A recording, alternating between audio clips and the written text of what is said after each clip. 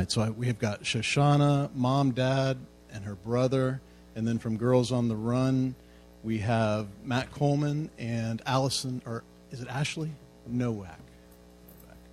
All right. Whereas Shoshana Ravid was born with a chromosome disorder called chromosome 16 deletion, which causes significant developmental delays. Shoshana is nonverbal, but is very receptive and understands a very large vocabulary. When she was little, her family was not sure if she would ever walk without a walker or braces. Shoshana is overflowing with compassion, has a contagious smile, loves life, and is a social butterfly. Her family says she brings out the best in people and has a pure heart. And whereas Shoshana loves her older brother, Asher, and wants to do whatever he does, she watched him and their dad, Jim, run many 5K races together over the years. After starting school at Pathways Elementary, and did I see Mr. Schwartz here? Come on up, Mr. Schwartz. I want you to join this crowd as well. Principal of Pathways Elementary.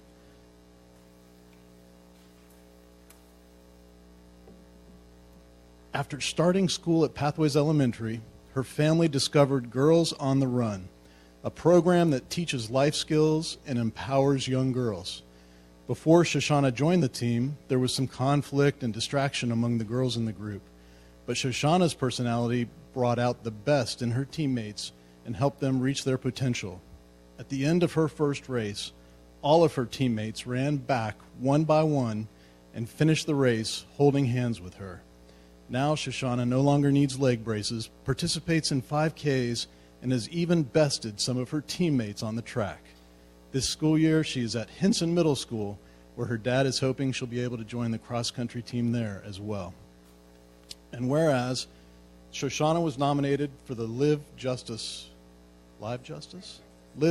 Award by Volusia County Girls on the Run coordinator Ashley Nowak and Pathways Elementary School teacher Matt Coleman, the award recognizes girls across the country who make a difference with their lives. Shoshana was one of 7 recipients of the International Award and was honored for accomplishing so much despite barriers and positively impacting the lives of the other girls on her team. She flew to LA to receive the award live on YouTube and was given the pink carpet treatment. Shoshana is an exceptional young lady who continues to inspire those around her, and so now, therefore, I, Bill Partington, on behalf of the entire commission, Mayor of the City of Ormond Beach, Florida, do hereby proclaim today, August 20th, 2019, to recognize Shoshana Ravid in the City of Ormond Beach and urge all residents to join with me on this day as we celebrate Shoshana's incredible resilience and spirit. Congratulations.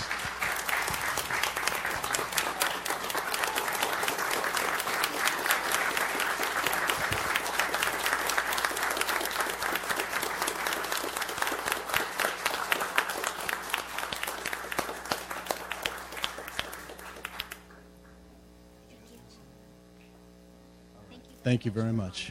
Absolutely. Let's get a couple pictures.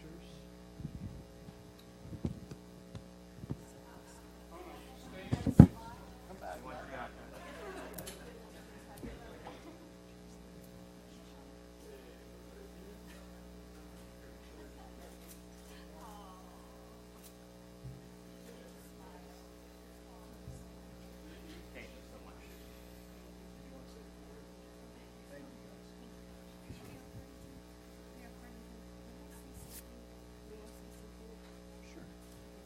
Commissioner Persis, I'll recognize you.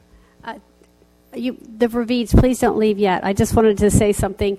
I had the great pleasure of knowing Shoshana when she was born, and we have just recognized Shoshana for being such a strong young lady, and I've seen her grow through the years, but I have to just point out that Mom and Dad are very strong people too, and they've had to deal with a lot as well, so I just want us to recognize them for doing so many wonderful things for Shoshana.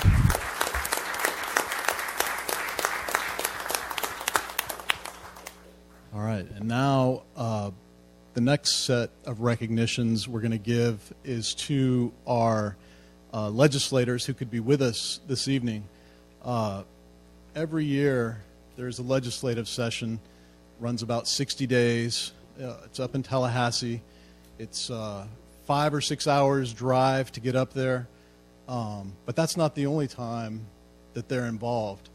They stay engaged year-round through committee meetings, meetings for their legislative delegation, meetings with their constituents, travel to different areas to learn about issues. And if you ever want to get an appreciation for how busy they are and the wide range of very difficult issues that they handle, just come to a legislative delegation meeting. We're having one in a month or two, and watch the 50 or 60 presentations, 5 minutes each, that goes for 4 or 5 hours. And that just gives you kind of a snapshot of what they deal with on a regular basis. It's a difficult job. It's a very intense job, and they don't do it for the pay, I can tell you that. And so even though we go back and forth sometimes with our legislators, even though we have a love-hate relationship sometimes with our legislators, we wanted to take time out to say thank you for all the hard work that you do and for always being receptive to listen to Ormond Beach's concerns and needs and being available for us. And so I'll ask each of you who were kind enough to be here tonight to come forward. Is there a representative from David Santiago's office? No? All right.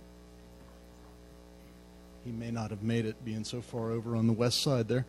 I have Senator Tom Wright, District 14. Come on up.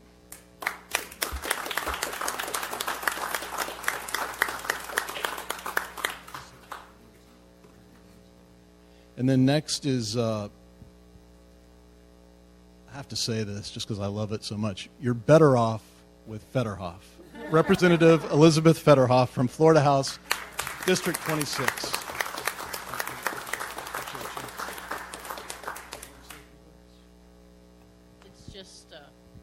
It's a privilege to represent District 26. I grew up in DeLand, was born and raised here, and I'm really enjoying, he says it's a tough job, but, I asked to be here, and fortunately the voters elected me to be here, and I love it. I love policy. I love doing the work for my constituents, and I'm just happy to be here.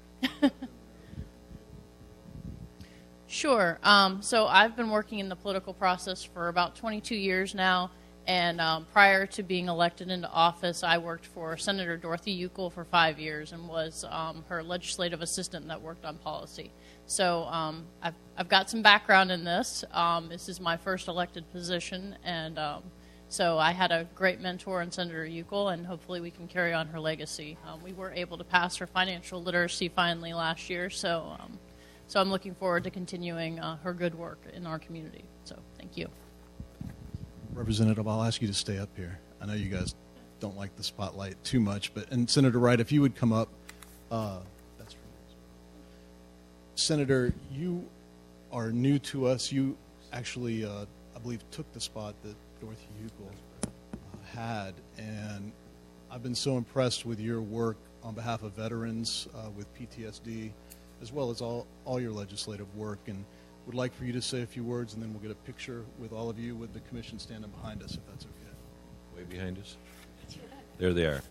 It's really an honor to be here with you all this evening. District 14 Senate District was Dorothy Uckel's spot, and as you probably all know, she passed away suddenly on October 2nd last year, and November 6th was the election day. So I was one of 19 people that said we would step up and try and fill those lofty shoes, and I ended up being selected by the Republican Party and ultimately ended up winning. I really think that I won because Dorothy's name was on the ballot. It wasn't my name on the ballot. So they either were voting Republican or they were voting for Dorothy, but no one really knew who I was. So I'm a classic bait and switch. So you vote for her and you get me. But anyway, I'm really enjoying being in the Senate. I'm trying to be a retired businessman. Now I'm not so retired. And so I try to bring to the legislature a business sense. I don't have really a political background. Some people say that's good. Some people say maybe not. But anyway, I'm there. People like Elizabeth and many of the other folks that have been in this type of work before are very helpful to me. And I'm so appreciative for what you do to help me, Elizabeth, and all of the rest of the legislators. I want to just say one thing. When we watch the news at night, oftentimes we see what goes on in Washington, D.C., and it's a little discouraging. And I have to tell you that what goes on in Tallahassee is not what you see on TV. We get along. We respect each other, both sides of the aisle, if you will. We treat each other with respect. We're there to do the people's business. And I tell everyone we leave the R's and D's outside the gallery. We go in there and we act with a civil manner. So it's very enjoyable and it's rewarding, and I'm very proud to be the senator for District 14. Thank you. Thank you very much.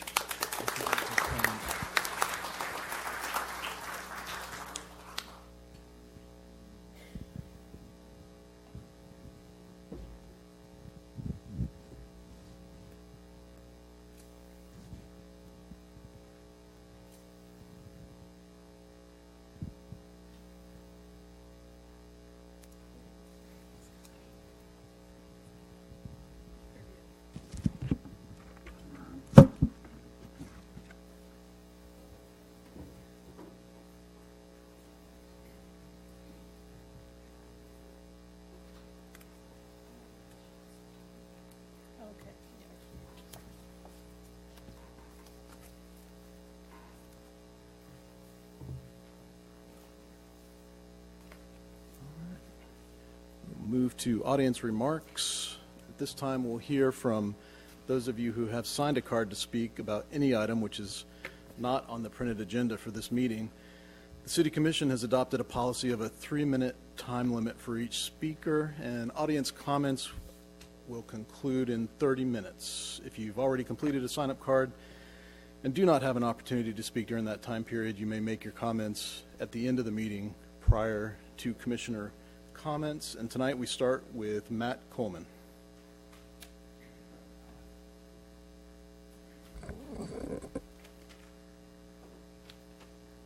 Thank you, Mayor. My wife and I are longtime residents of Ormond Beach, and I blame the Commission for not really wanting to ride with my wife in the car anymore. Every time we drive down Granada, all she wants to talk about is how beautiful things are and how things are changing and how amazing it is. And I keep hearing her say it over and over again. I think, I know. She picks out something new every time. We go to church on Sunday. We go from our church there at Christ Presbyterian Church to Oceanside for lunch. She picks out something new every time we go down Granada. And she keeps mentioning the same things. I love the palm trees. I love all the businesses. I love everything. I said, I know. It's beautiful. It's getting better. She is pointing out things all the time. We feel that talking with other people, that there are so many neat things. The past year has given us in Ormond Beach. We love going to Lucky's. We love going to the Ormond Garage the other night. We love going, can't wait till Aldi's opens, and some of the new things going on out towards the interstate. And it seems like every month or so, there's something new that springs up, and it's nice, and it's neat, and it's pretty. And we even felt like we've been driving around and talking that there are a lot of the older businesses that have sort of picked up on the vibe for the past year, and we're seeing a lot of other businesses that are starting to spruce up their front storefront, or paint their store like the Winn-Dixie, and things that we see all the time that we kind of take for granted, but we're noticing that they're putting a little bit of sparkle on it, that they're another coat of paint, or maybe they put some landscaping out front that they never had before. And it seems like within the past year we have almost a new city, and it's amazing.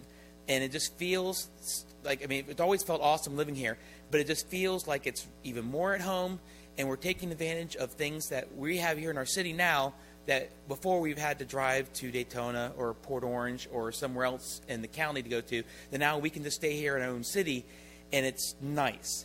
We're not tacky, and we're not. I don't feel like that the gridlock is the problem so much with it, that we can go out and we can drive around, and everywhere we go, we drive in Ormond Beach, we say, this is so nice. It's nice living here. But thank you very much. Thank you, Matt. Bill Denny.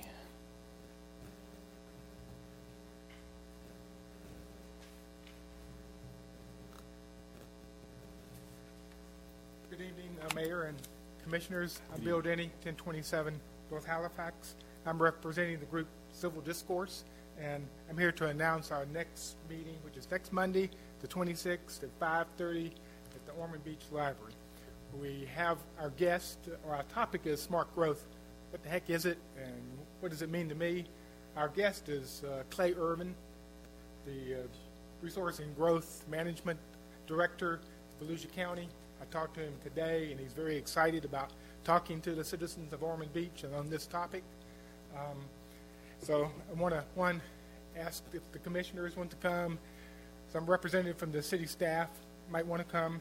And also, we would like business leaders to come. We get a lot of citizens, but business leaders, because we want all sides of an issue. That's really the part and focus of our civil discourse. So that's important to us. So I'm looking forward to the town hall meeting and hope to see you there. I've got almost 2 minutes. I have one other topic I'd like to talk to. I'm a Zone 1 guy, and I really want to thank my commissioner, Dwight Selby, as the First Step Shelter Board.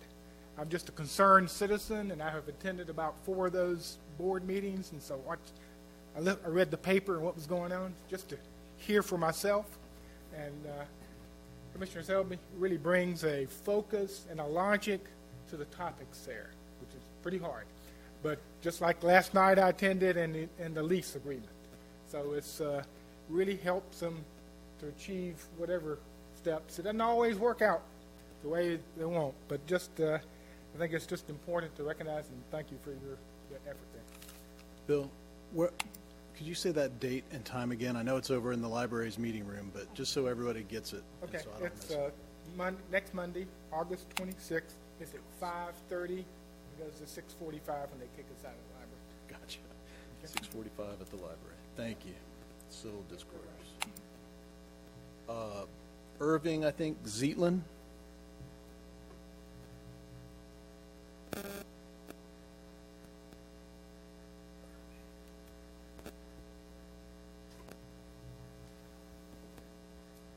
Good evening to y'all.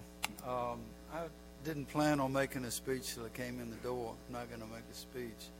I primarily been wanting to tell you that I think y'all are doing a good job, or have done a good job, which means that you're looking to the past. But the decisions y'all are making now are terrible.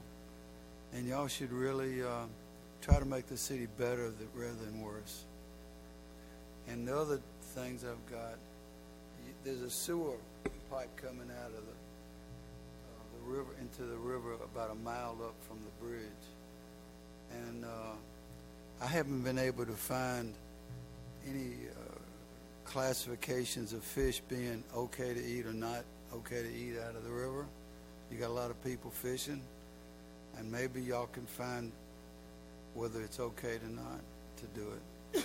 Last thing I want to mention to y'all is it would be nice if you could teach the policemen to smile and to be pleasant. They act as if they want to hit you in the head, even though they're not being overly aggressive. They just carry themselves like that. They'd love to hit you. Not that they want to hit me.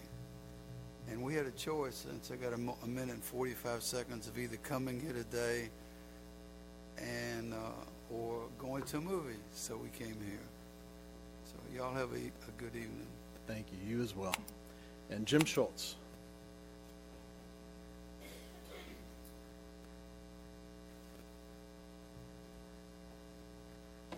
Jim Schultz, 117 Harvard Drive. I'm going to talk to you about something that sort of blindsided me. Sort of, but not really.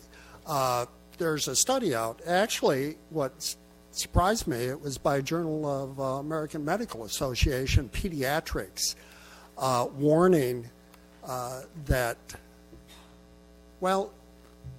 women who are pregnant should have lower intake of fluoridated water. In other words, they should avoid it because there's another study, this is number 54, showing that exposure during pregnancy cuts IQ. The last really big study done in 2017 with U.S. money, the first one ever, took 15 years to do, and it showed 5 to 6 IQ point drop with exposures at the levels that were in U.S. water.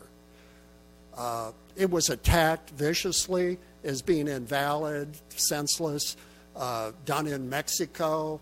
So one was done in Canada, showing that women in fluoridated versus unfluoridated areas had incredibly similar urine excretion of fluoride as in the Mexican study.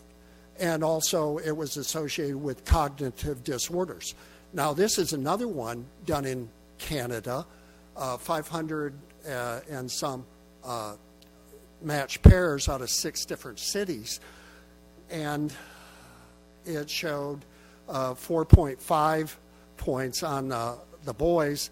On the different, they measured the fluoride intake 2 different methods. On the other method, it measured 3.7 IQ drop. Hey, do you really want your kid to drop a point, or do you want him to drop 5, 6 points? So, in other words, they knew they would be viciously attacked by the dental community and by the health departments. So they actually triple-checked all the data, made sure they checked for all the variables, and they said it's a good study. They also did a podcast for 12 minutes, and the first time ever, the editor actually added his comments on the whole issue in the time that he's been with the journal, because he thought it was that important. In other words, he said the same hassle that happened in the 80s and the 90s when they denied lead had any neurological issues is true with this, and there will be more studies, but it shows that due consideration be made if you care about kids, period. Thank you. Thank you, Jim. We'll move on to the approval of the minutes. The minutes have been sent to the commission for review, as well as posted to the city's website. Any additions, corrections, or deletions? Seeing none, I'll ask for a motion for approval. I move approval of the minutes for July 30th, 2019 and August 7th, 2019. Second. All those in favor, please say aye. Aye. Opposed, like sign. We'll show those passing unanimously. And go to item number 7, Community Redevelopment Agency. The following items are community redevelopment items. The City Commission serves as the Community Redevelopment Agency of the city and must review these items and make a recommendation as the CRA Board. Therefore, we will recess the City Commission meeting and call the CRA meeting to order. And as chairman of the CRA Board, I will open the public hearings and ask our clerk to read 7A. Resolution number 2019-146, a resolution of the City Commission individually and acting as the Community Redevelopment Agency for the Central Business District and adjacent areas, authorizing the execution of an annual service agreement for Ormond Beach Main Street between the city/agency and Ormond Beach Main Street, Inc., for the promotion of economic, physical, and aesthetic redevelopment and maintenance of the Ormond Beach Main Street District, and setting forth an effective date. This is resolution number 2019-146, read by title only. Thank you, Colby. I do have one card if needed. I don't think we're going to need it, but is there any discussion? Well, I just want to say that I think Main Street does a fantastic job, and this is money well invested, taxpayer money well invested. I agree with that. The amount of money versus the powerful impact that Ormond Main Street has in our downtown, in the tens of thousands of people that they bring to our area annually, you couldn't get anywhere near the same value if you had to hire a staff person to work for the city to do it. So it's an incredible value that we receive. Those services that they provide are critical for a thriving downtown. And Deputy Mayor Kent, you may remember there was a time when you didn't see people in the downtown, and now almost on a daily basis you see people walking to restaurants, enjoying the downtown, and just the visual impact in the last 5 or 6 years has been incredible. So not to mention the technical design committee's services that are provided to the city as well, that have provided tremendous enhancements all throughout the CRA area. So unless anybody has anything further, I'll ask for a motion and second. So moved. Second. All those in favor, please say aye. Aye. Opposed, like sign. We'll show that passing the CRA board unanimously. And I will close the public hearings, and we'll reconvene the City Commission meeting at this time and move to 8, the consent agenda. Does anybody wish to pull anything from the consent agenda? No. Just need a motion to approve. Mr. Mayor, move approval consent agenda. Second. Colby, please call the vote. Commissioner Kent? Yes. Commissioner Persis? Yes. Commissioner Littleton? Yes. Commissioner Selby? Yes. Mayor Partington? Yes, and now would be the appropriate time if any member wishes to comment on a consent agenda item. Commissioner Persis. Yes, I just wanted to thank the commission for approving this because actually item number, 8E, funding, partial funding for the SRO at Ormond Beach Middle School, because the chairman of the school board would be very distressed if we didn't. So he is very appreciative also. So thank you. Very good. Anyone else? Yes, Mr. Mayor. Deputy Mayor Kent. And I wanted to briefly just talk about item E and then item A. But the agreement we made with the school board this evening for that SRO position, you know, partnering with the school board, what a great thing to do.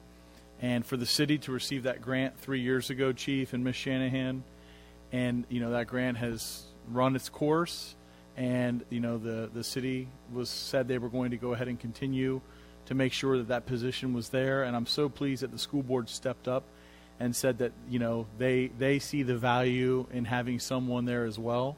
A quick little plug for the individual that's there, Greg Stokes, best in the business when it comes to school resource officers. This guy is amazing at what he does. Chief, you put the right people in the right positions. I wanted to thank you for that publicly. And then over to item A, our CRA board asked us to approve it, and we did. And that is our agreement with Ormond Main Street. And I had the pleasure of serving on that board when I was first elected 17 years ago. And Bill Partington Sr. is out in the audience. And I remember Bill Partington Sr. telling me how a Main Street should run. And not only just, I say telling me, but I remember him passing out books that he bought on his dime to show people how a Main Street really could function. Because, Mr. Mayor, you're right. When you look at pictures, and some of us have lived here our whole lives, but if you look at pictures of what that road behind us looked like 15 years ago, you wouldn't believe it. I mean, it's just funny how, you know, you drive it and you look at it and you go, you know, this is amazing, and the synergy and the people that come down there and the somewhat walkable part of our community that we're trying to work with. But it never ceases to amaze me. We had our first speaker tonight say how beautiful Ormond is. Hears it from his wife. And another one that says we're making terrible decisions. So, you know, you're never going to please everybody. You know, you just aren't. But I, for one, am so pleased with how it looks behind us, the opportunities that we have for our residents, and it is a wonderful relationship with Main Street. Thanks, Mayor. Thank you, Deputy Mayor. And we will move on to public hearings. I'll open the public hearings, and we will start with 9A. Madam Clerk, if you would, please read the ordinance. Ordinance number 2019-19, an ordinance approving and authorizing the execution of a first amended interlocal service boundary agreement between the City of Ormond Beach and County of Volusia, Florida, regarding the North US 1 Joint Planning and Municipal Service Area, providing for recordation and setting forth an effective date. This is the second reading of ordinance number 2019-19, read by title only. I don't have any cards on 9A. Move approval, Mr. Mayor. Second. Thank you. Any discussion? Please call the vote. Commissioner Persis? Yes. Commissioner Littleton? Yes. Commissioner Selby? Yes. Commissioner Kent? Yes. Mayor Partington? Yes. And we will move to 9B. Ordinance number 2019-20, an ordinance amending the future land use element of the comprehensive plan of the City of Ormond Beach by amending the future land use map to change the designation of one parcel of real property totaling 2.17 plus or minus acres located at 2260 Airport Road, Volusia County Property Appraiser parcel number 4123-00-00-0072, from public institutional PI to suburban low-density residential SLDR, providing for conflict, authorizing transmittal, and setting forth an effective date. This is the second reading of ordinance number 2019-20, read by title only. Thank you, Madam Clerk. I don't have any cards on 9B either. I move approval for ordinance number 2019-20. Second. Any discussion? Please call the vote. Commissioner Littleton. Yes. Commissioner Selby. Yes. Commissioner Kent. Yes. Commissioner Persis. Yes. Mayor Partington. Yes. And that brings us to 9C. Ordinance number 2019-23, an ordinance amending the future land use element of the comprehensive plan of the City of Ormond Beach by amending the future land use map for 4 parcels of real property located at 145 North Young Street, Volusia County Property Appraiser parcel number 4215-04-01-0270, 135 North Young Street, Volusia County Property Appraiser parcel number 4215-14-10-0080, 205 Highland Avenue, Volusia County Property Appraiser parcel number 4215-06-02-0050, and 195 Highland Avenue, Volusia County Property Appraiser parcel number 4215-06-02-0090, consisting of approximately 6 acres by amending the designation of 2.52 plus or minus acres from low-density residential to medium-density residential, limiting the allowed floor area ratio, FAR, to 0.20 for the 2.52 plus or minus acres, and reducing the residential density within the 3.48 plus or minus acres from the existing 32 units per acre to 22 units per acre, providing for conflict, authorizing transmittal, and setting forth an effective date. This is the first reading of ordinance number 2019-23, read by title only. Thank you, Colby. And I'll ask Planning Director Stephen Spraker to speak on 9C. Good evening. My name is Steve Spraker, the Planning Director. This is a request for a future land use map amendment. The slide on the screen shows you the project area. It's approximately 6 acres. It includes the Dollar General, which is located on this parcel here, the vacant tract at 135 North Young Street, and since the 2009 approval, they have added properties at 195 Highland and 205 Highland. So that gives you a perspective of where the property is at. Every parcel of land has 2 aspects. It has a land use map and a zoning map. So the land use map shows here and a zoning map shows here. So the application is to amend the land use map. And there's a certain process to go through amending a land use map. This application did a voluntary neighborhood meeting on June 26th.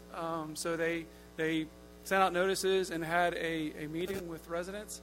The planning board reviewed it on July 11th.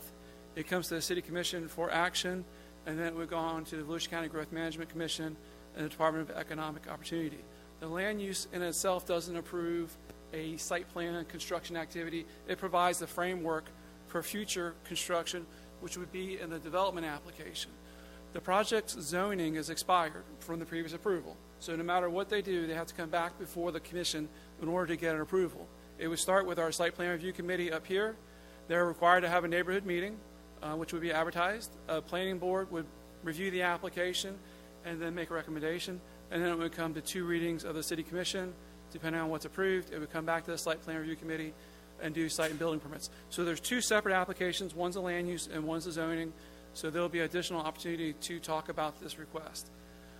As summarized in your staff report, there's really 3 aspects of the request. The parcel is divided through a low-density residential for about 2.52 acres, and then there's a commercial parcel of 3.4 acres. So their attempt is to change that low-density residential to medium-density residential. That would allow additional residential density. It would allow to go from 4.3 units per acre to 12 units per acre. So the density would go from 11 units in that yellow area today to 30 units. It would also reduce the density allowed in the red area from 32 units per acre to 22 units per acre. So they would go from an allowed density today of 122 units down to 107 units by rebalancing the property. As described in the staff report, there are three basic options. One is to approve the request of the applicant. It would allow the balancing of the site to allow 30 residential units here and to allow the residential density at 22 units per acre on general commercial. The land use is kind of frustrating because there's no way that you can build to the maximum density, but that's what's required in the analysis. As they go through that development process, they'll have to do stormwater, they'll have to do parking, landscape buffers, natural areas. So all those pieces reduce the overall density. So these would be the maximums. The second option is to deny the request and maintain the 11 residential units on this yellow low-density residential part. And the third option would be to approve with conditions and allow some range between that 11 that they have today and the 30 that they're requesting.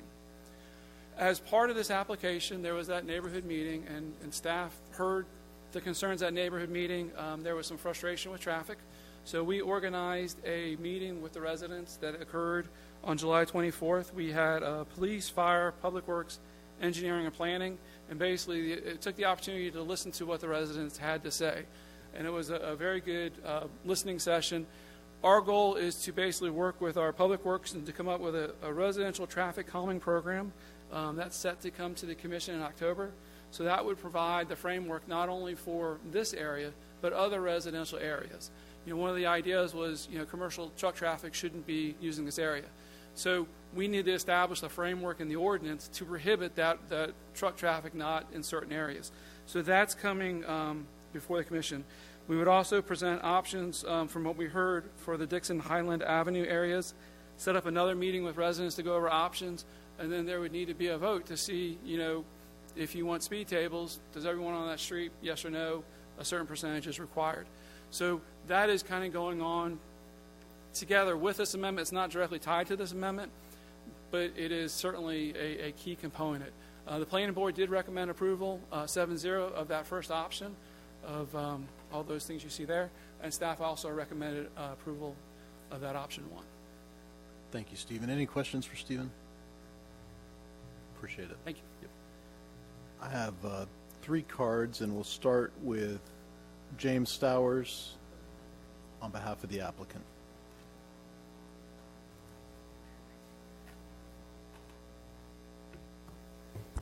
Good evening, Mayor. Good evening. Commissioners, James Stowers, 85 Abacus Avenue, Ormond Beach. Tables have turned. I'm here on behalf of CST Holdings, LLC. 2 of the members are here this evening, Dr. Carroll and Dr. Turetsky. Dr. Savigny is with his family this evening. He's at a previous engagement. So we've got C and T here tonight, no S. They came to me earlier this year, and CST Holdings, and referenced the Dollar General site, referenced the previous approvals, the fact that the planned development had expired, and that they wanted to do something with the property. And right away, I was excited because of the proximity to the downtown, because of the infill nature of this project. And so we started by what is there now. And in the red, that's a snapshot of US 1. That general commercial is really an intense land use. It's 32 units per acre, and it's a 0.7 FAR. And so with the acreage that they have there, right inside that purple box at the north side of that, you have over 100,000 square feet of commercial. If you look back at this project over the years, it's really transitioned from more of a commercial project on US 1 to more of a transitional residential project. And I think tonight we're continuing that path. Overall, I know there's a lot of discussion about traffic, apt discussion, which will continue through the rezoning process. But if you step back, and Stephen did a great job in the staff report, and look at the traffic generation from a purely commercial project inside the GC, and what that traffic generation is versus pulling way back in the residential aspect, it really is reducing traffic in terms of the maximum under the future land use. So when we looked at the residential, that 32 units per acre, my thought, I live here. Two of the group also lives here, and I plan to keep living here and keep doing business here.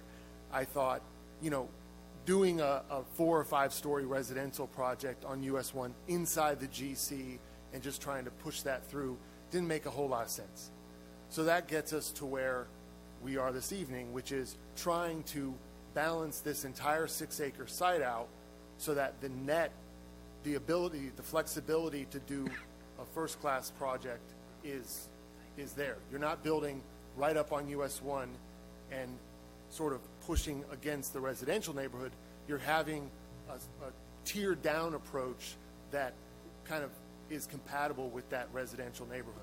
And as Stephen Spraker alluded to, when we get to the zoning and the site plan, that's when you get down to the details of where are all the trees? What is the exact setback? What is that neighbor going to see out their window? And trust me, we've been through probably 7 concept plans, and we're continuing to go through it. There's a reason why we had the neighborhood meeting back in June, which we didn't have to have as part of this process, but we truly wanted to get input from the community. So that what we were tinkering with back in June has been changed in many, many ways. Moving buildings, removing access points, and on and on. So it is exciting. I will say from a future land use perspective, if you look at this corridor, and those are my black lines on either side, the one on the right, the east side there, that's about 300 feet off of US 1. And if you look, that PI, I believe, is the police station, and then its south is South US 1. That area is your general commercial, your medium density residential, and your low density residential. And so you see that tiered down approach, which is really, when you look at it, what we're trying to mimic. So that's the first thing I would reference in terms of this is a tiered structure that exists in Ormond Beach virtually all over the place, where you have that general commercial down to medium density residential, down to low density. And then again, at your zoning level, that's really where you get into those finer details of compatibility for landscaping and setbacks. In terms of your comp plan, I know it, but I have had an opportunity over the last months to go back and look at it, and we've been excited about how well the comp plan, first the vision Ormond Beach has, that a lot of these things that are being talked about as if they're new, smart growth, urban sprawl, these are things that are in Ormond Beach's comp plan. And when you go in there and you look at smart growth having varied residential opportunities, that's the first item under your smart growth provision. Well, when I saw that, and with the facts of this case, I started looking at, okay, well, what options are there in Ormond Beach, in the downtown and around the downtown? And I found, and hopefully I get this correct, Rio Robles, River Bridge, Ormond Beach Housing Authority, Ormond Shores Apartments.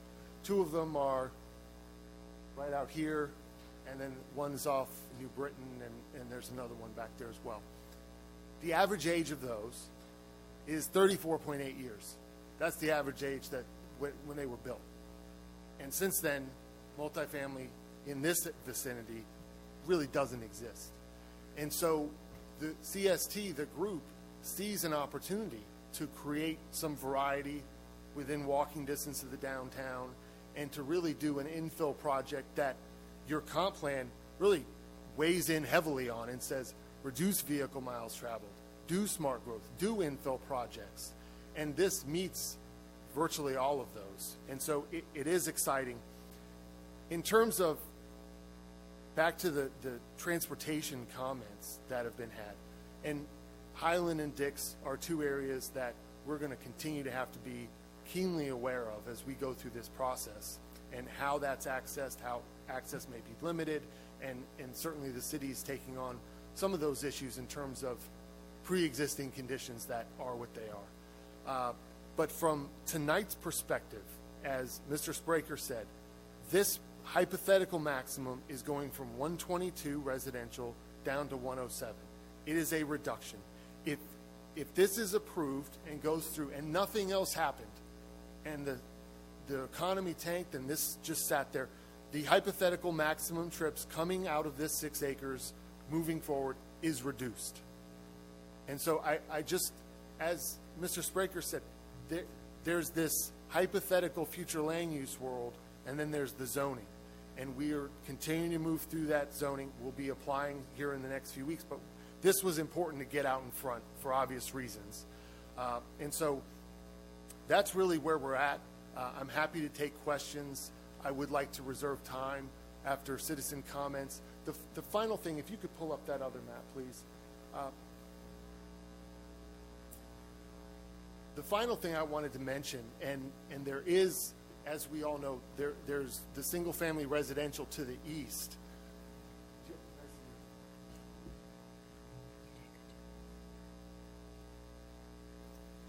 I'll try not to get in your eyes, Randy. So, as was referenced earlier, the Dollar General's are already been developed.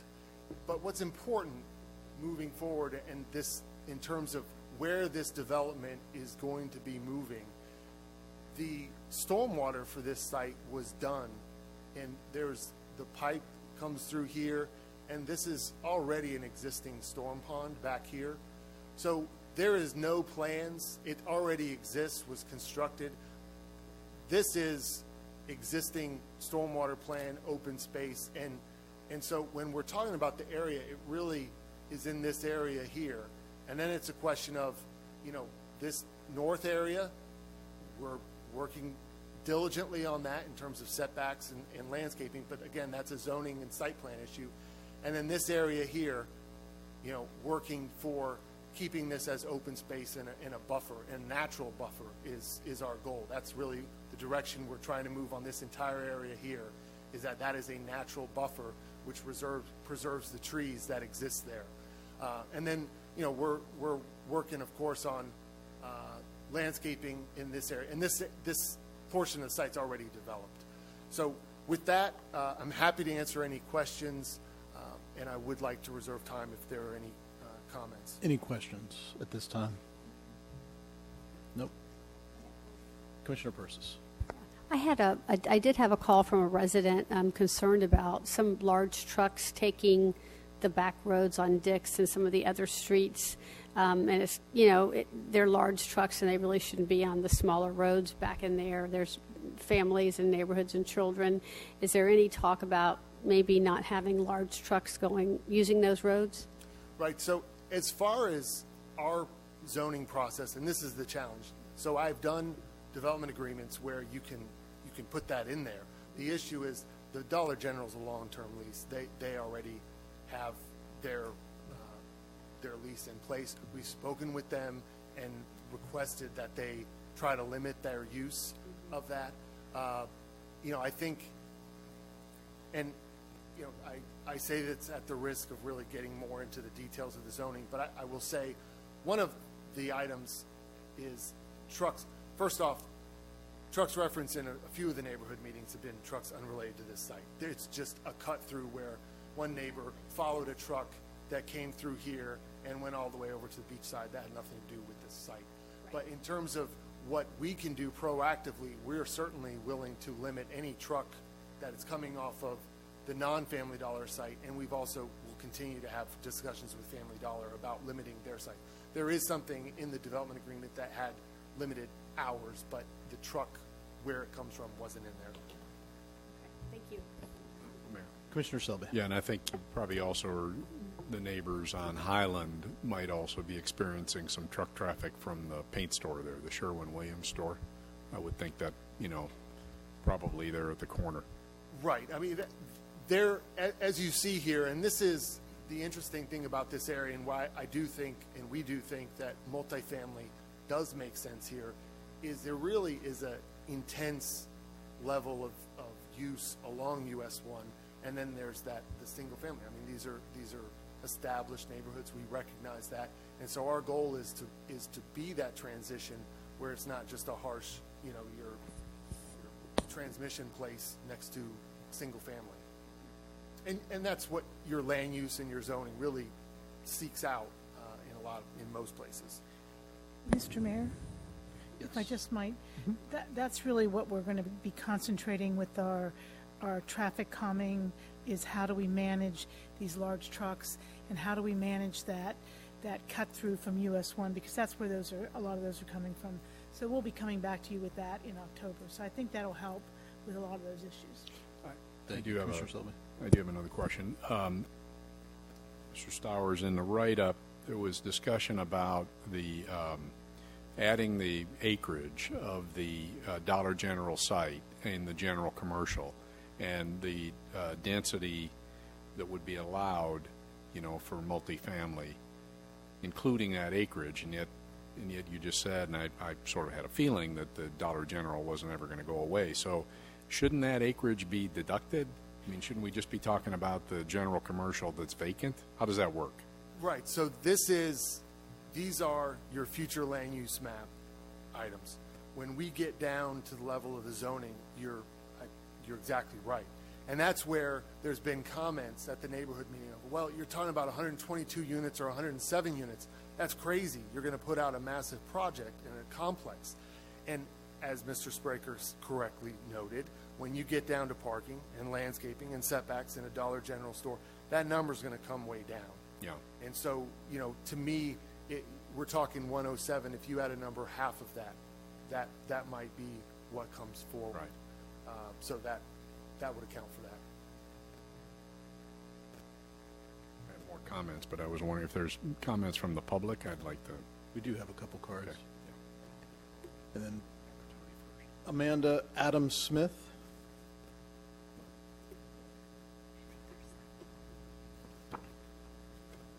Yes, ma'am. Pull that out. Thank y'all for holding this meeting for us. We really appreciate it. You're going to have to speak into it. Okay. Yeah, you'll have to. Okay, again, thank y'all for having this meeting and seeing us. And also I want to thank all the people that were at the last meeting, let us bend their ear. And we appreciate what they've done, because they've started putting up signs in the neighborhoods, which has been a breath of fresh air, seeing the signs, to slow down, it's residential, this, that, and the other. So I just want to say that we appreciate that. And also, I do like what I'm hearing tonight, that they do want to keep it more natural, because we do all like the natural buffers instead of buildings. And we would still prefer it to be small scale, if at all possible, because we're already kind of inundated with traffic and whatnot.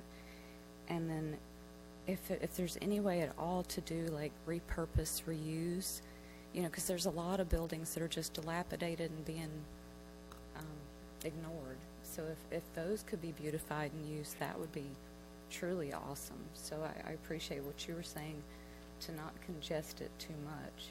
So that's really mainly all I had to say. I just wanted to give thank you for everyone listening to us already and implementing some positive changes that we've seen in the neighborhood.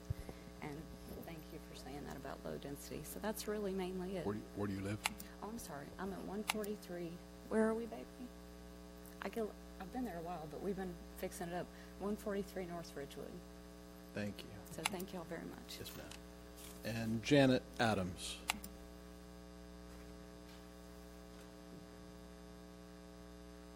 Good evening. Good evening. I'm Janet Adams, and I live at 133 North Ridgewood. And I feel that I would be terribly affected by all of this. But one thing that I would like to thank you all for this opportunity. But one good thing that has come out of this is the neighbors binding together and getting to meet a lot of people that I wouldn't have got to meet otherwise, because I'm very new to the area. But I really do object very strongly to high density in this area. I would be terribly affected by it as well as everybody else, but I do appreciate very much the signs and like she said, the steps that were made to try to alleviate some of our concerns. And I do appreciate that very much. I appreciate y'all listening to us and the time that you put in. I know sometimes it's a very thankless job. And it's been a delight getting to meet some of you. Thank you. Thank you. And Mr. Stowers. That's all the cards I have on.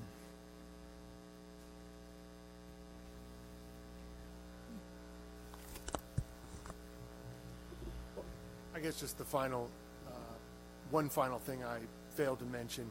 We had said at the neighborhood meeting, and I said at the planning board, CST is planning to do two-story product here. So in terms of the intensity and density and the scale of the project, these will be two-story structures. So I just wanted to point that out. That's another, it ties into the component of the flexibility within the site. So I wanted to point that out. And with that, I'm happy to answer any other final questions. And I have one, but any other questions at this time? If you could tell me, as far as density goes, if you had 60 units on 6 acres, so 10 units per acre, is that considered a normal level of density? Is that high? Is that low? so based on your future land use, it ranges from the 32 in the general commercial, the medium is at 12, the low density is 4.3, and then you factor in the setbacks, et cetera. So what we've done is we've brought down the high density from 32 to 22 units per acre. Okay. And when you talk about smart growth, specifically what is it about this zoning that makes it smart growth, or what components, if it's more than one thing? Right. So smart growth is, it's often used as a tool by whoever is wielding it. And so it can be used in many ways. It's been a term around for years. Really, I think it's about flexibility of housing options for as many residents as possible. I think it's about, efficiency of your existing utilities and infrastructure.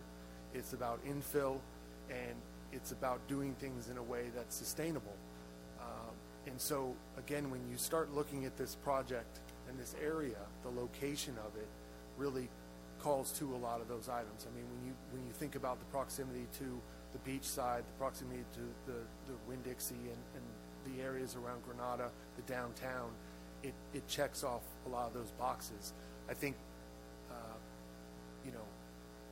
the immediate adjacent roads there, they're narrow, but that's something we're going to be continuing to work through. I know the city's going to continue to work through that. This is a little unique, though, in that it does have the north-south access on US 1, which does have plenty of sidewalks and everything else. And I think it's 1,200 feet from the intersection of Granada and US 1 there. So it really is in close proximity. I mean, a typical walkable area is about 2,500 feet. It's about a 10-minute walk. And I noted it came with a 7-0 recommendation from the planning board, as well as staff's recommendation for approval. And you kind of touched on this. When you look at the future land use element of the city's comprehensive plan, there's like section after section that this just ticks off the boxes on.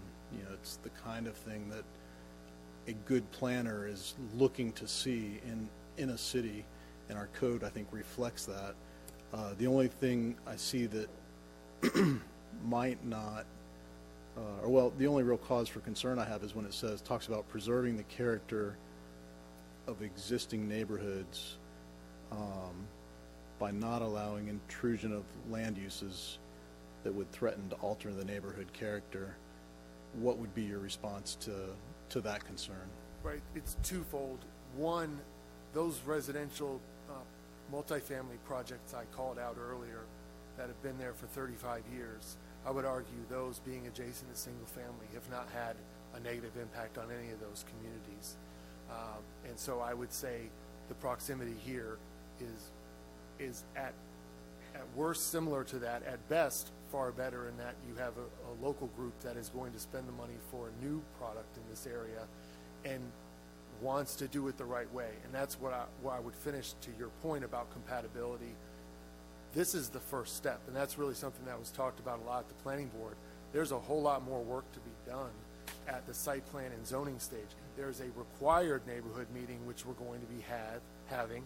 That's 660 feet, I think, through 300 to 600 feet. But it's also everyone who's been at our neighborhood meeting and the city meeting who has requested to be on that list will also get noticed on that, because there's some residents who want to be involved. And so we're casting out a wide net for the greater detail process. So you'll have the neighborhood meeting, then you'll have the planning board, then you'll have city commission, 2 readings back here with all the residents who will be in the area, and we welcome it. I mean, we want this to be a quality product, quality project. We want to work with the community, and I'm excited about that. I'm excited to be part of additional items. I've been part of some others that were referenced earlier, and it's exciting to hear Mr. Coleman's statements about driving the area, because it is beautiful here, and we're looking to contribute to that. Thank you. Any other questions for Mr. Stowers? I think that's it. Thank you. Discussion. Well, I guess let's do a motion and a second for discussion purposes. I would like to move item ordinance 2019-23. Is there a second? Second. All right. And Commissioner Selby, we'll start with you on the discussion. Sure. Thank you, Mr. Mayor. First of all, relative to smart growth, reading right out of our comp plan, objectives are creating a range of housing opportunities, creating walkable neighborhoods, promoting mixed land uses, directing development towards existing public facilities, and promoting compact building design. And, I think this project does indeed address all of those and is, in fact, a smart growth project. The one thing I noticed from looking at the future land use map, there is no, we go from general commercial to single-family residential, to low-density residential. And that really is, I would say, sort of a shortcoming of our future land use map in that North US 1 area. And so what this project is going to do, I think, is bridge that gap. It's actually going to, what we're doing by making this change is fixing that future land use, because it's rare that you have general commercial abutting up to low-density residential. And I'm also excited about, I was going to ask about the water retention pond, and the fact that Mr. Stowers told us that is in the back, the farthest eastern portion of this property, and that will remain that way is that's very comforting.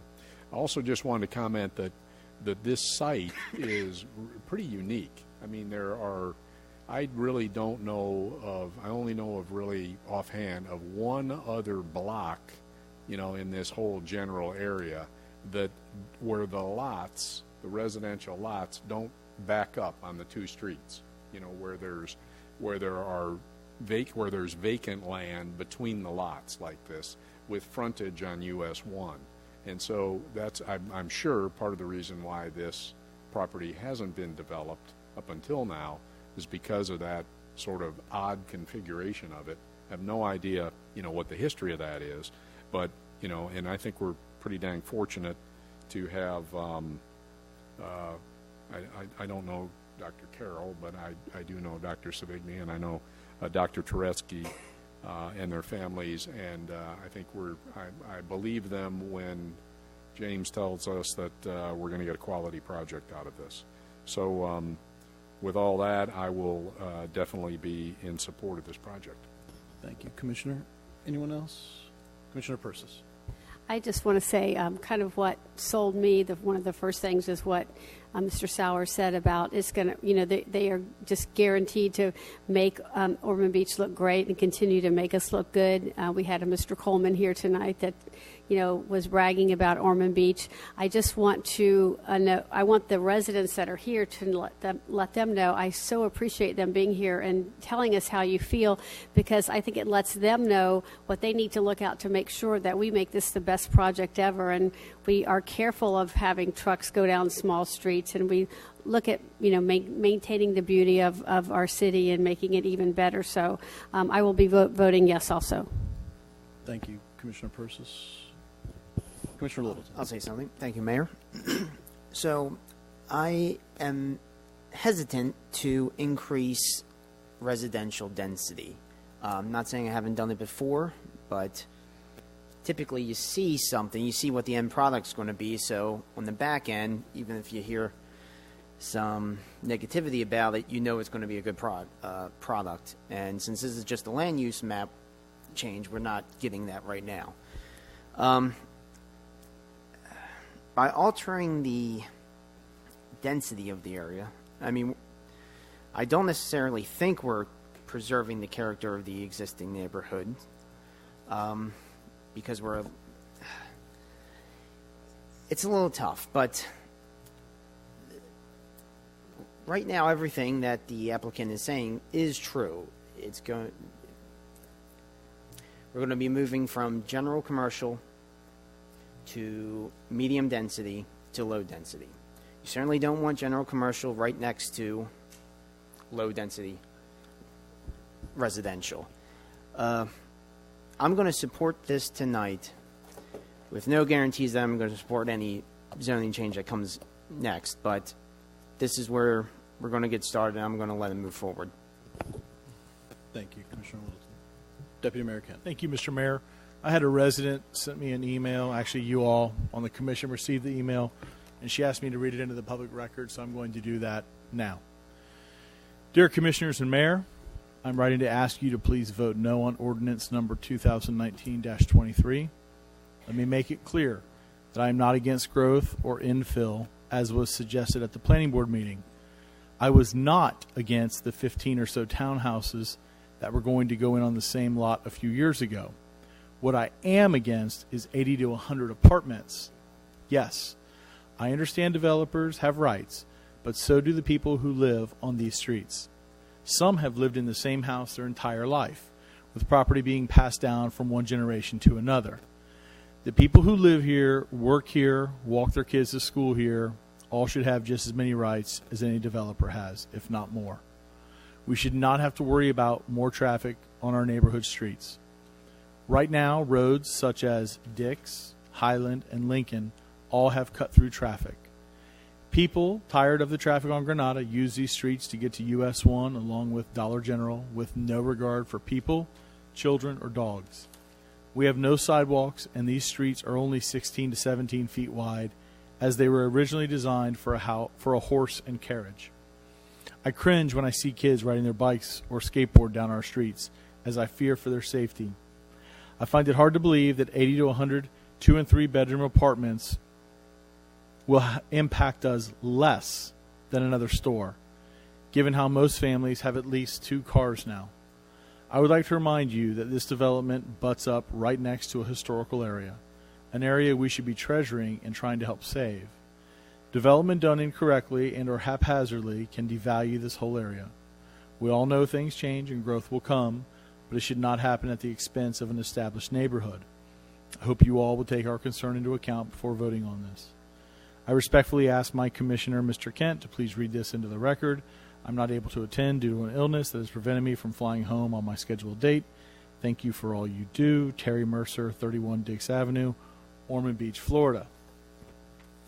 I told Ms. Mercer that I would read her letter into the record because she couldn't be here, and that is exactly what I did.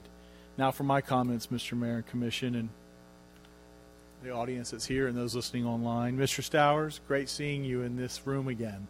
It's been some time, but it's good to see you again. That being said, I've heard smart growth, workable community, odd configuration, but let's talk a little bit, because I went to the meeting that the city held. Mr. Stowers was there, and there were at least 25 residents in that room. And I got to tell you, I'm really shocked they're not here tonight. I mean, I am. Because what I heard at that meeting was a lot of concerns, specifically about traffic on Highland and Dix and Lincoln. And they have real valid concerns. Before they redid US 1, you know, you could turn down any of those streets. But there are a lot of people that don't use Granada and will use Highland or Lincoln or Dix is their cut through to get over to the beach side, or from the beach side to get more onto the mainland over towards Nova Road. So these residents that live there, our residents, my residents that put me in this seat, they have a valid gripe. They have a valid concern. And to hear that there's going to be less traffic, I have to agree with Ms. Mercer. How can you say, with most homes that have two vehicles, how's that going to be less traffic? You know? How are they not going to use our roads more? And I think Mr. Spraker will tell you the roads are 16 feet wide, maybe 17 feet wide, you know, and there's no gutters. And there's no sidewalks. And Mr. Stowers is right whenever he says that for the high density part, they're going to bring that down. But I didn't hear the second part, which was the low density part. They're going to increase to a medium density. And I'm going to vote no on this tonight. And I'll tell you a couple more reasons why. It's not that I think the plan is terrible. I'm real big on who was there first. So if you move into Bear Creek, sorry, Pat, and you want to complain about airplane noise, I'll listen to you. And I'll listen to you. But that airport was there first. You knew it when you bought your home. Well, these people on Highland and Dix and Lincoln, they knew there was vacant land there, but they didn't know that a commission may change the land use and bring in townhomes, apartment complex. Like Commissioner Littleton said, we don't know. I mean, we haven't seen it. If we saw it, it might change my mind, and it might change some of their minds, you know, the other way. But it's a big unknown. There's no way that I can sit here and vote for a project that is going to bring more traffic to these streets. And we can talk about all kinds of studies and everything else we want to talk about. But when you put humans living in an area, and it'd be great for them to be able to walk to the downtown, I want that. But I bet they have a job. And they've got to get to work. And with the condition of the roads that we have now, and the city needs to take some ownership in that. These residents deserve sidewalks. You deserve a storm drain. Or what am I thinking? Not drain, the gutter. Thank you. Commissioner Littleton came to my rescue here. Thank you. But you deserve a gutter. And that's why I'm not going to be voting favorably on this tonight, Mr. Mayor. And I hope that maybe something I said may have swayed another commissioner or two into rethinking their position as well. Thank you, Deputy Mayor. And I'm going to support this tonight just from a practical standpoint. They can build townhomes and apartments there now. And the fact is they can pack it with more density now than they would be able to if this passes. This actually reduces the density. That's the very definition of smart growth. So when I think about potential transportation problems, when you can build now 122 units and we're taking it down to 107, which, you know, 122 might be 61 to 80, 107 might be 45 to 53 once you actually do a site plan and all the other improvements that you have to do. It just makes practical sense from a smart growth perspective. It's really smart. And I see by voting yes on this, following our very competent planning board's advice and their 7-0 recommendation, as well as our staff's approval, I see it as a chance to give the developer an opportunity to work with the neighborhood, work with our staff, professionals, come back through 2 planning board meetings, come back through a couple city commission meetings, and see what they can bring us that will really be exciting and less dense for that area than what they could build right now as of right. to me, it would be stupid not to approve this when you can make it better. Make it better than what they could do going to full intensity right now by right without ever having to come back through the boards. And that, to me, makes no sense whatsoever. So it's smart growth. It provides the infill development rather than the sprawl, and that's what we're looking for as a community. It reduces the overall units, and staff is working hard on the transportation issues and concerns that really are separate from this. So that's why I'm going to support it tonight. And with that, Colby, if you would, please call the vote. Mr. Mayor, can I, before Nope, they call Colby, the vote? please call the vote. Commissioner Selby. Point of order. Point of order, Mr. Mayor. Is there something that precludes us from having a second when the precedent has been set, when you've always allowed a commissioner to respond? I think we have a motion and a second. Randy, do I not have the authority to call the vote? Well, you got a motion and a second for discussion purposes. The chair, yes, does run the meeting. An important point of order for purposes of the rules of procedure is, and I apologize, I wasn't following the question as it was happening. Your point of order is for what question? There's been a precedent set in this commission, with this commission and in these chambers, where if we've ever wanted to have a second bite at the apple, we've always been able to. I can't recall the time where a mayor has said, no, we're not going to have any more discussion whatsoever. That's it. Go ahead and call the question. Gotcha. Okay, so under your rules, you can, a majority of the commission can agree to allow the further discussion or to proceed with the call to the vote.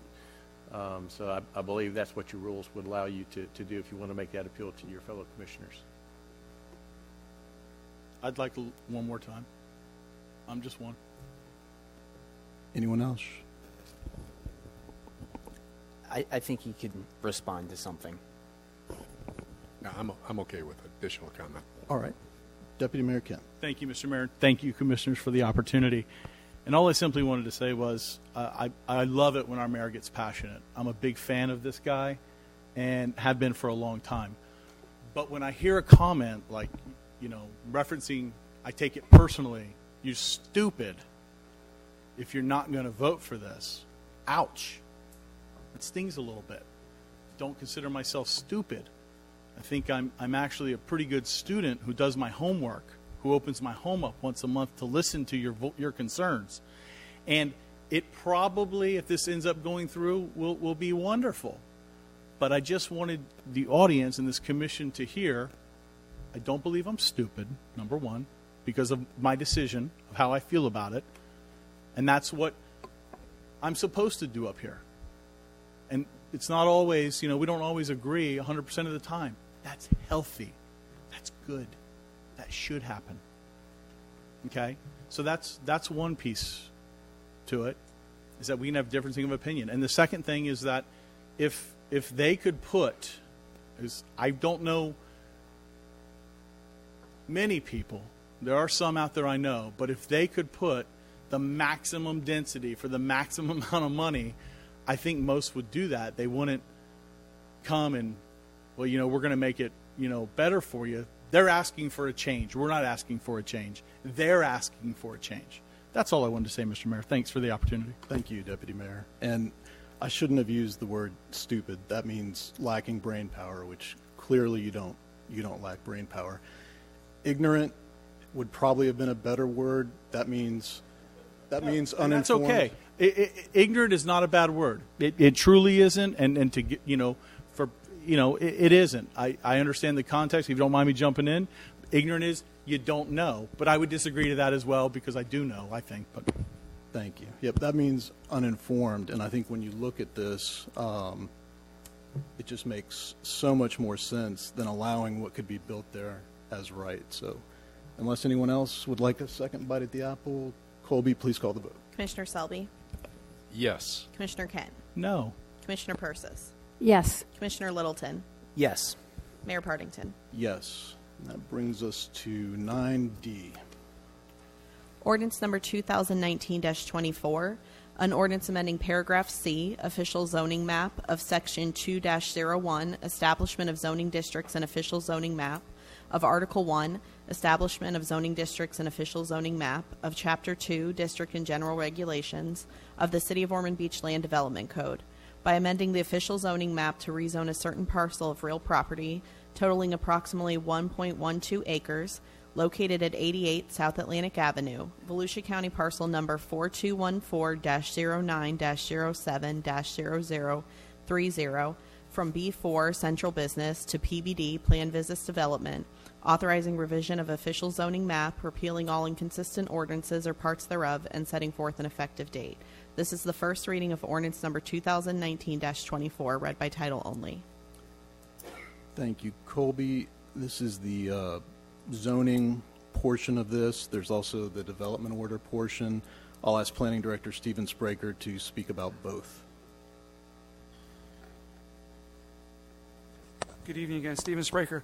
This presentation will go over both items together. One is a zoning action through an ordinance, and the second one is development order, but they're related together. The site I think everyone's familiar with is 88 South Atlantic. It's the former Julian's. It's located right here on the map. This would be A1A. This is Florence Street here. Bose Harvey is here, and then Vining Court is here. Again, just kind of going through the development application steps quickly. Started with our site plan review committee. There was a neighborhood meeting conducted in June. Planning board made a recommendation, which I'll go over just a little bit later. And then it comes to the city commission for two readings.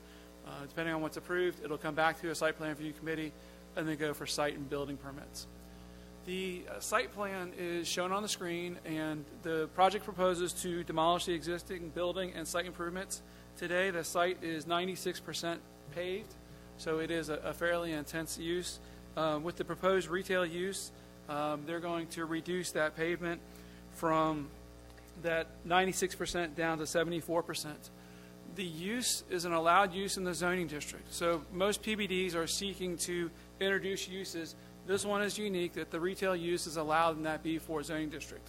The site plan has been done consistent with our form-based code to bring the building forward. If you notice, the building is even with the parking, with the landscaping in front. The project proposes a total of 71 parking spaces. It requires 35. So this site would be a giver of parking in the downtown area, potentially for Stonewoods and the other businesses in the area. The key thing that this planned business development is for three items. One is a reduction of the required landscape buffer in the back. Our land development code, based on the zoning, requires a 30-foot landscape buffer. Based on the downtown and all the form-based codes, they're seeking to reduce it from 30 feet down to 15 feet. So that's item one. The second item is they're seeking to waive a wall along the rear property line. The property is bounded by Florence, and then there are 4 residential homes right here, and there are also some homes on Bose Harvey. So the application is to waive that wall request. The last part of the application is to allow 2 areas of outdoor product display so they can put their merchandise out for the day and bring it back. Both area is 8 foot by 4 foot, 32 square feet on either side of the door. Reference that basically the site will be renovated. The landscape plan shows what's proposed with the reduction of the landscape buffer here. There would be landscaping on Bose Harvey. All the access points would be controlled. There would be an access point on Bose Harvey and one on South Atlantic Avenue. As part of the project, the retaining wall that you see in front with the railing would be removed, so the site would be graded. I know at the planning board there was concern about the bus stop. The bench, basically, there's a lack of handicapped access, so the bench had to be removed. So the project is doing some good things on the site plan. One of the things at the neighborhood meeting and the planning board was a discussion of how adjacent uses have been parking on this property for a number of years. So one of the concepts was to take Florence Street, that street in the back, and to add on-street parking. Staff has looked at it with Public Works and Engineering and the Fire Department, and we believe we could make it a one-way street and put, we believe 12 spaces is a good number. You may be able to squeeze out another space as we go to design. We're still working on whether the one-way should be from Vining Court to Bose Harvey or vice versa. And this design would also allow a sidewalk, so you would have some pedestrian connection to get back to Adams Cameron, the florist, the surf shop, and the dry cleaners. So this is in your packet, again, not directly related to this item, but again, it shows the desire to provide parking. At the planning board, the 3 requests were acted upon. The rear wall waiver was recommended for denial, and as we go from planning board to city commission, staff basically picked up the planning board recommendation on that, and if there's a desire to put a wall there, they can certainly do it within either a 15-foot or a 30-foot landscape buffer. The reduction of the rear yard landscape buffer, there's really 2 choices. One is you can provide a larger landscape buffer and lose those 23 spaces, or you can provide the 23 spaces and do the landscape buffer. There's not enough room to do both. So the applicant is asking for the reduction of the buffer. The planning board recommended providing both the 30-foot buffer and the wall, and staff is recommending the provision of parking. Parking was a strong consideration at the planning board, that basically there was a belief that this area needed parking, and again, this property could be a provider of parking. The planning board did recommend the outdoor product display under certain conditions, and staff also maintains that recommendation of approval. The applicant is here to address the board, and if there are any questions, I'd be more than happy to answer. Any questions for Stephen? Yeah, I have one. Stephen, from Florence, is the wall right on the property line, or where's the wall in relation to the landscaping buffer and then the parking spaces? So basically it would have to be designed in this buffer. Ideally what happens is, if you had a 15-foot buffer, you could do a 10-foot buffer, the wall, and then provide landscaping on the outside. If we do Florence Street, we'd like to steal a foot to get a 5-foot sidewalk versus a 4-foot sidewalk. So that's something that we'd like to discuss with the applicant. But basically most properties would put the wall kind of 2/3 of the way in and allow landscaping, provide a softer touch on the outside. And the purpose of the wall is to separate this commercial use from those residential uses? Right. So if you remember, this project is in the downtown overlay district, which we keep saying is different than every other part of the city. But the standards that are being applied here is what you would apply anywhere in the city. So when the applicant came in and said, hey, we're looking for a reduction, we're going to increase your overall landscaping, but we want this to be a lot that is accessible, not walled off. That was why the request was made. So the downtown has been treated differently than the rest of the city. The planning board did not see it that way, so basically their recommendation was denial of both. And your staff recommendation then just followed the planning board? We picked up the wall. So, they could do a wall or a fence, and it's not going to have it's going to affect how you access the site, right? So you're going to have to either go from John Adams or you're going to have to walk all the way around. So we feel it reduces the overall. But if there's the desire to provide that buffer, there was a resident on Bose Harvey who basically said that he was concerned that he was going to see the activities going on with the retail use. So my recollection is he asked for either the 30-foot buffer or a wall, and we kind of ended up giving them both. So there are other properties that are seeking different things. So it's a balancing act and a policy decision. Anyone else? Commissioner Persis. Yeah, what kind of landscaping are they looking at on Bose Harvey? There would be trees, which are shown kind of in the big circles, and then there would be a shrub row, and there would be some ground covers. So there's I believe a 10-foot landscape buffer here, and then you have the islands at the end. And then you have it on the other side of the drive aisle too. And then in the evenings, the applicant is saying that if you want to go to Stonewood or Lulu's or somewhere, you can just go park there when the store's closed. I would imagine the property owners would have a shared parking agreement so they can either direct their employees or employees or patrons to that location. So yes, I believe they would have a shared parking agreement. Commissioner Littleton. Thank you, Mayor. Stephen, or Mr. Spraker, on what would be the southwest portion, looking at that house on the corner of Bose Harvey and the other street, that's one right there is 3 trees and 1 line of shrubbery. Is that accurate? Correct. Those are, they're most likely palm trees. I can't read the legend, but yeah, the large circles are the trees, and then there's a hedgerow. Okay. And I noticed in the picture that house, that's the backyard of the house. Correct. Are they required to have a fence there? The residential, no. And, Okay. and interestingly, the property owner and the applicant own these 3 properties. So, you know, that was one of the other reasons of kind of screening your own property, but we could go with that if that's a recommendation. Thank you. Any other questions for Stephen? Isn't there a wall now? Don't those 3 houses have a wall now? I believe one has a fence. I believe this one has a fence, and this one, you can see it almost right there on the aerial, Okay. and these are all open. Okay, must just be. The applicant owns those 3 homes. The applicant owns these 3 houses right here. And there's no way to require him to put a fence or a wall behind those 3 homes? They're off the side of the property. The commission can certainly enact conditions. I think the concern, again, at the planning board, which kind of, I think, drove some of the conversation, was the single-family house on Bose Harvey. So I think it was over here with the concern of the view corridors. But if the commission believes that that's appropriate. In the 23 additional spaces, you said there could be a shared parking agreement?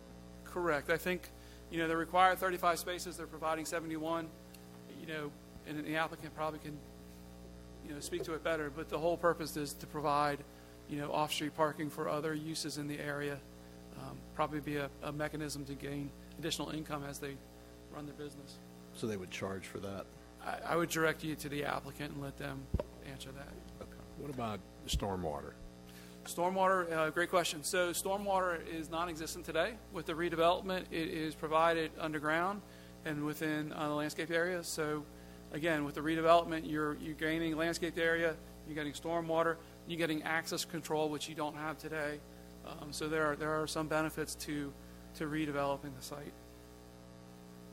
And then as far as the hopes to do something on Florence Street to provide additional parking, just walk me through with either staff's recommendation or planning board's recommendation how that's affected what the amount of spaces that could possibly be gained. So at the planning board and at a neighborhood meeting, the item came up. It's not really directly related to the application because the business provides excess parking. In our internal discussions, the goal was to design internally with city staff and then put it in the capital project and do funding in the next fiscal year. I know one of the property owners is seeking an accelerated schedule, and that's something that we could probably work on. But the goal, if you look at the yellow, there's an access point right here that leads to a parking area. So the on-street parking would start after that, and we believe we can get 12 spaces, and then you would have the drive aisle, and then you would have a sidewalk. So that's if you made it one way? Correct. It would have to be a one-way street. And that whole street's in the CRA? Yes. Okay. But that's only with staff's recommendations, right? That wouldn't work with if you followed the planning board recommendations? I think we control the right-of-way of Florence Street. The city does. So, that could be done with either scenario. Okay. It really was separate, but it just kind of got wrapped in the neighborhood meeting and the planning board. Okay. Any other questions? Thank you, Stephen. Thank you. We'll start with Kevin Hobbs.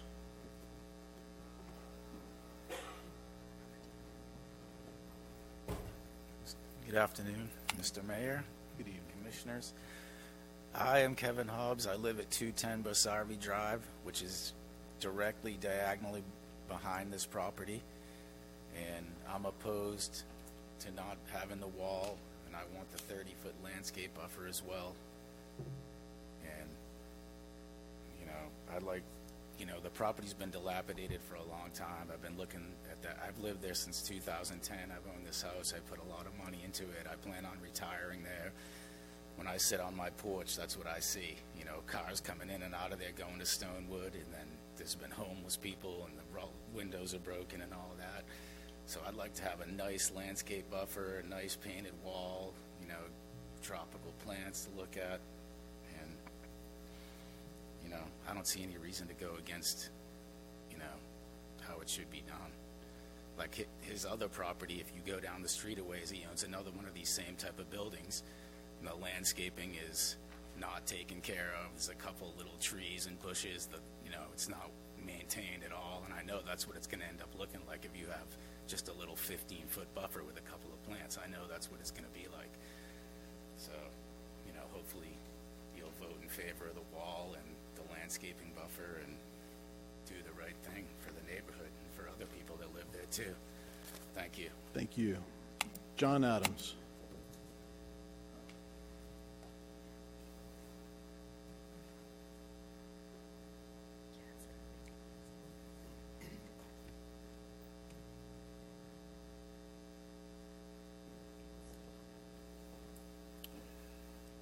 Good evening. John Adams, 1094 John Anderson. Thanks very much for taking the time to listen to me tonight. I appreciate all that. I also appreciate, I had asked Joyce and Stephen to look at one-way in Florence and try to put something together there. My main concern is parking. The owner, quite frankly, has been very, very agreeable to allow us to use some of his parking spaces. As Mr. Spraker said, he's got a lot more than he needs, and that's fantastic, and so that's a big help to us. I know it's not just a big help to us, but also to the flower shop. We've got a surf shop there. There's 2 apartments on that property. There's a dry cleaner, and it's an older part of town, and we just don't have the parking that we'd all like to have. Mr. Spraker said that we used to use Julian's parking, or those of us use Julian's parking. We actually had a shared parking agreement that dates back to, you know, probably before I was born. And if you went to the property today, the parking is striped across the 2 properties. And so when that changes, we're going to have to restripe. We're going to have far fewer parking spaces, and it's going to affect us dramatically. And so my concern is that for that area, there's really no alternative. The closest on-street parking is often full, and it's very busy.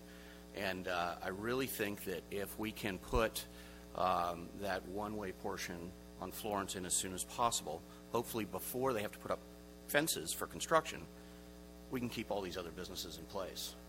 You know, we don't want to lose businesses in the downtown district, particularly businesses that have been there in a lot of cases for 40, 50 years, and I think it is vital. I think it'd be very hard to operate without that parking available. And so I did ask Mr. Spraker if there's a way to accelerate that, to get that in place. I would hope that you guys would include that maybe as a condition with approval of this. Like I said, the city's been great to work with. The owner's been very, very reassuring and helpful. And I'm just concerned about the parking. The other thing that I heard, I spoke also at the neighborhood meeting, and I spoke at the planning board. And I know that they talked about the wall and the landscape buffer.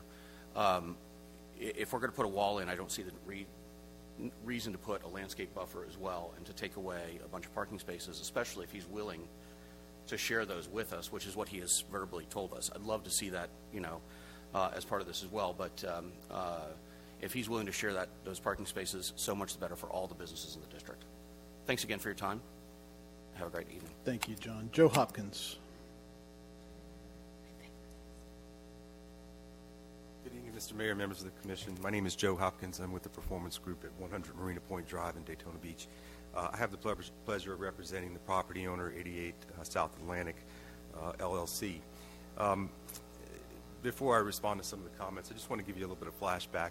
We did conduct a neighborhood meeting, and with the Doppler radius that we sent notices to, we sent, I think, in excess of 200 notices to the residents and the associations within the neighborhood. There were 15 attendees that came to the neighborhood meeting. No one opposed the waivers that are before you tonight. When we went to the planning board, there was some discussion. Mr. Hobbs was there and did make a comment about the wall and wanting the screening and the landscaping and so forth. The design, according to the Land Development Code, would put the wall closer to the right-of-way line, and landscaping would actually be on the inside of the wall. So it wouldn't be a visual benefit for him based on the way that the code is set up for us to design by. He's also located 213 feet away from the closest point on the property. So it's not a stone's throw. It's a launch from his property to this property as well. At the planning board meeting, there was one of the board members that had discussion. He said that he felt that there should be some compromise. And throughout the entire planning board meeting, and even in the neighborhood meeting, all the discussion was about parking, a mural that doesn't exist anymore inside the building, preservation of the building, everything but the waivers. And when the public hearing was closed, the motion was made to deny both waivers. After the public hearing was closed, before that, there was no discussion at the planning board meeting about opposing these waivers. So it was kind of a, I don't want to say sleight of hand, but it really caught us off guard. It really did. But in reviewing the requirements for a PBD, the code directs us to look at section 2.36. And what it does is there's a list of waivers. I think there's about 16 waivers in the land development code that you're supposed to evaluate the public benefit of those waivers, the public benefits against those waivers that are being requested. The code suggests that we meet a minimum of 2 of those public benefits. This project, and I can go through just a couple of these very briefly, project exceeds 9 to 10 waivers of those things. So on terms of landscaping, we're 63% increase of what's required by the code. The public benefit encouraging pedestrian access, we provide that with sidewalk networks and so forth. The code also suggests that we bring the parking to the back and to the sides of the project, which we did. There's also some architectural treatment that was incorporated into the design. That's also a public benefit. And the code also encourages walls, berms, and so forth. We did incorporate a small retaining wall on the north side of the property. And Commissioner Persis, to your comment, the rear buffer, we actually have contour grading in there that goes up from 3 feet down, kind of undulates a little bit, and the landscape material is placed on top of that berm in and around. So there's trees, understory trees, shrubs, and ground cover.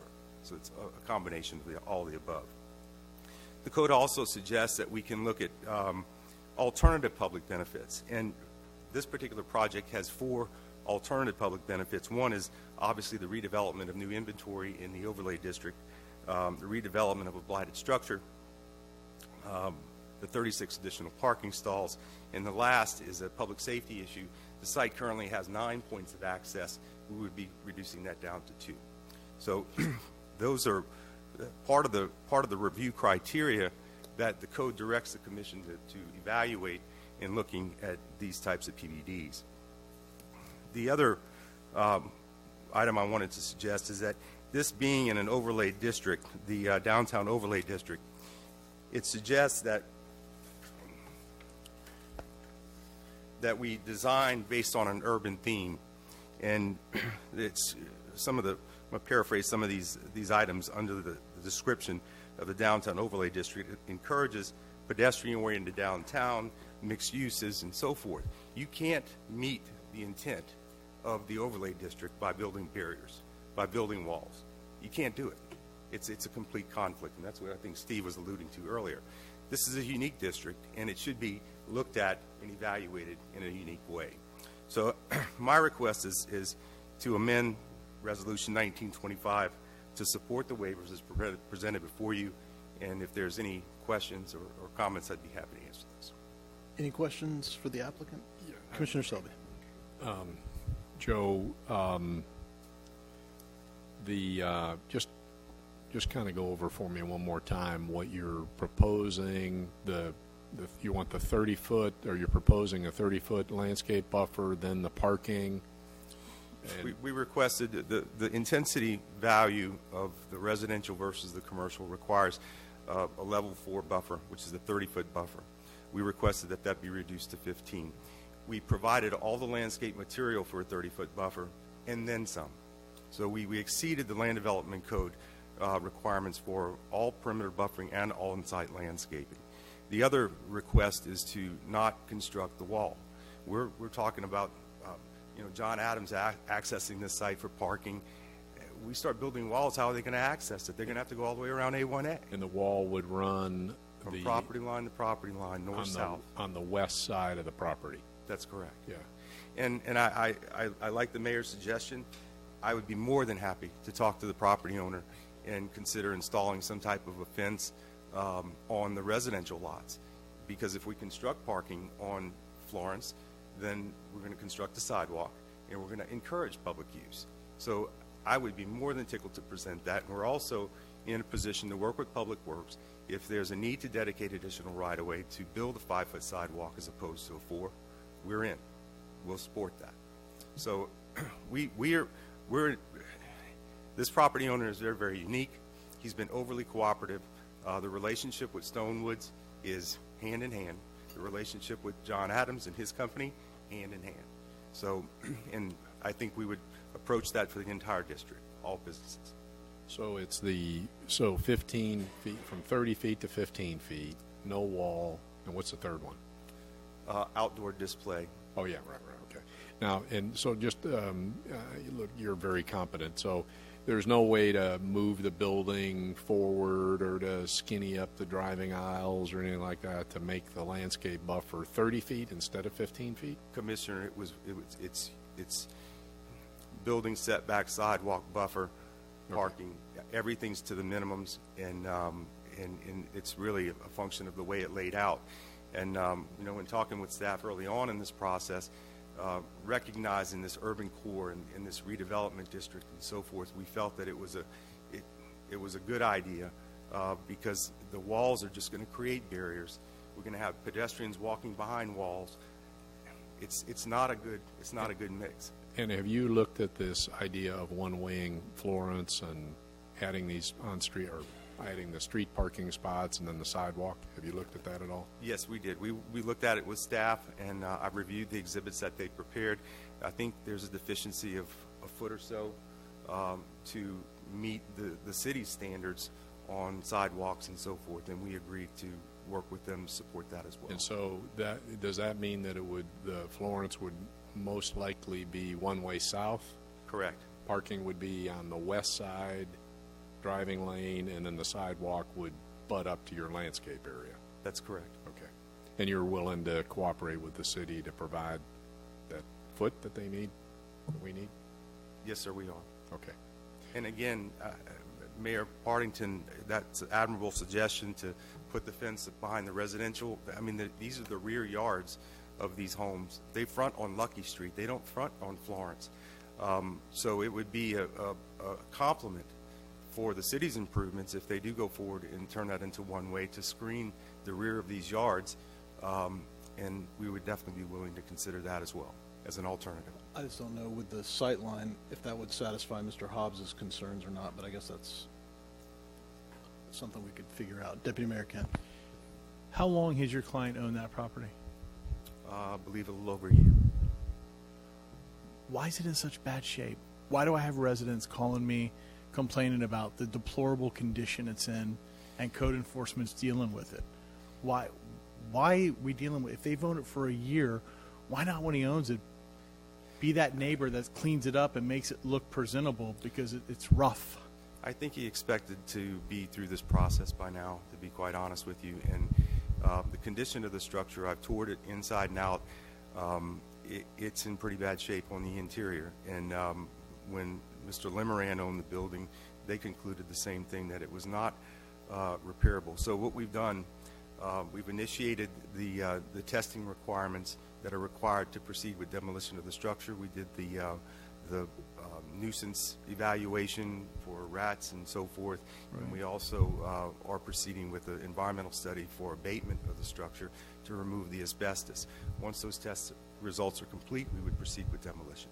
Right, and I appreciate that information. I just, hearing one member of the public talk about another property that your client owns and how the landscaping looks, and now, he's owned this for a year, and I live less than a mile away. I see it every day. But then I've got my friends and neighbors that stop me and say, how can this be? How can this be set up like this? It just gives me pause for concern in the future, and I'd be remiss if I didn't share that. I have some other comments, Mr. Mayor, but I'll wait until we're not asking questions from this gentleman. Commissioner Persis, thank you. My question was kind of piggy banks on Deputy Mayor Kent's. I'm concerned with the appearance of this area. I was born and raised here, and, when Julian's was open, it was just the premier spot in, Ormond Beach to go out to eat. And now it's, so run down looking. And so what kind of guarantees can we have from the applicant that the landscaping is going to look beautiful? It's going to just be, just a great place to drive by and drive behind and all around, because, we in Ormond Beach are trying to make everything always look better. So what kind of guarantees can they give us? Well, I think the guarantees are already built into your land development code. We have a landscape plan that will be approved by staff and approved by this commission, and maintenance of that landscaping is required by the LDC itself. So if we were to fall behind on maintenance, so heaven forbid, then there's enforcement action and leverage that the city can impose to bring it into compliance. I don't think it's going to go that route. I mean, we have a strong investment in this property, not only the acquisition, but the building and the landscaping and so forth. It's incumbent upon the owner to maintain it. I mean, this is going to be a very strong investment. And what about the other property that isn't being maintained? What's happening with that? I'm not sure what Mr. Hobbs was referring to. There are other stores in other municipalities that have less stringent rules in terms of landscaping and buffering than the city of Ormond Beach does. So they're in different municipalities, and I don't know that they're a good comparable. Thank you. Any other questions for the applicant? Thank you. Thank you, sir. Stephen, can I ask you a couple questions? If we require the wall and then have a 15-foot buffer, are they still able to do the 23 spaces? Yes. And we'd still be able to do what we hope to do with the parking on Florence? Correct. Okay. Commissioner Persis. Thank you. If we don't have a wall, but we keep the 30-foot buffer, how many parking places do you lose? You lose all 23. You lose all 23. But if they made Florence one way, you'd add 12. You'd add 12. Yes, ma'am. Okay. And the thing with the 15 or 30-foot buffer, if the wall's there, that doesn't affect Mr. Hobbs, because he's not going to be able to see through the wall to see a 15 or 30-foot buffer. But if the wall's not there, then I would think he would definitely want a 30-foot to provide as much buffer between him and the back of the property as possible.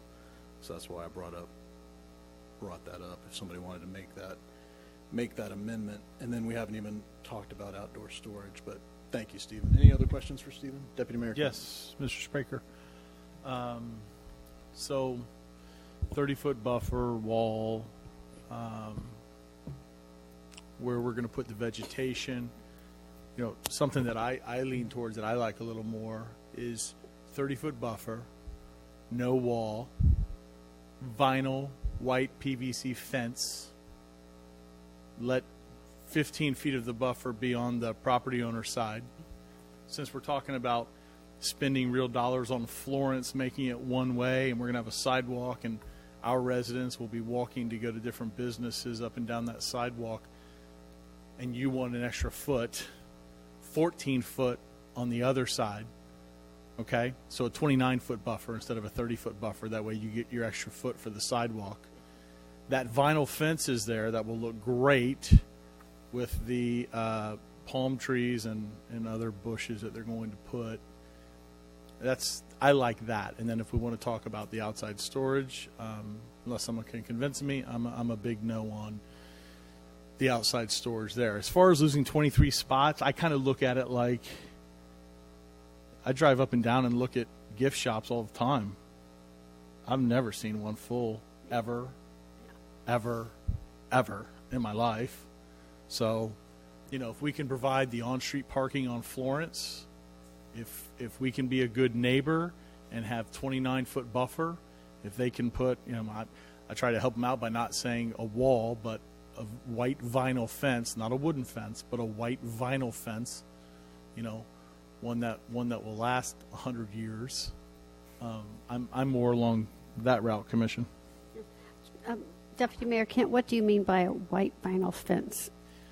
thinking about the one in my backyard, the one that I put down myself. What does it look like?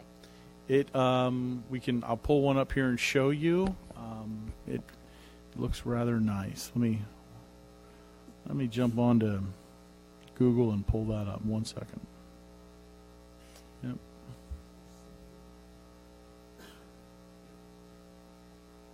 I missed that. What was that? There you go. Yep. Have those custom fish swimming in the top of the fence. Never seen that before. While he's pulling up, Mr. Mayor, I'd be willing to jump in here. Yes, sir. I think the wall is a terrible idea because of if there wasn't a street between the residential properties, I'd be all in on a wall. But because there's a street there and these residential houses, 3 of which are owned by the applicant, I think it's a really bad idea. I think it's going to look terrible, even if you split the landscape area. And I think a fence is a bad idea too. I don't think that's necessary. I think the maximum impact would be had by having the largest possible landscape area with the parking, because the parking is equally important. And in addition to the businesses that have been mentioned, there's also Salty Church, which is in the process of a major expansion right now. They're going to break ground next month, and they are short of parking. I work with them in my building, year round, and as do many of the other neighbors in that area. And to not create 23 parking spaces, I think it is. Yes, sir. I think is a really bad idea. We need more parking in that area. And the great thing is Salty Church uses it primarily in the mornings, on the weekends.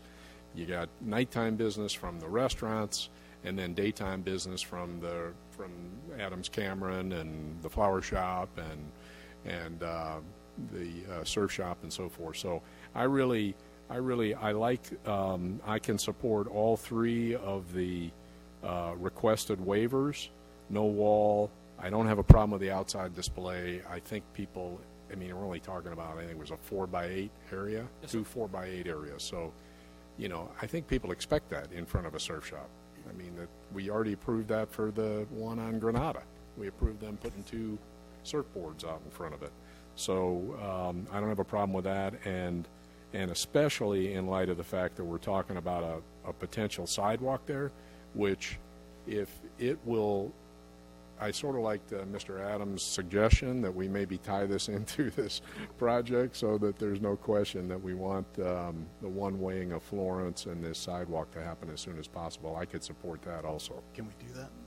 I think you can provide staff that direction, and we're going to work on our own path to make sure that happens. We'll check the availability if we can do it this fiscal year, or actually next fiscal year. So is that a motion, Commissioner Selby? It is. It is. So I guess I'm moving to 2019-24 and including the 3 requested waivers. No wall, 15-foot buffer. 2019-24 is the rezoning. Thank you. 2019-25 is the development order.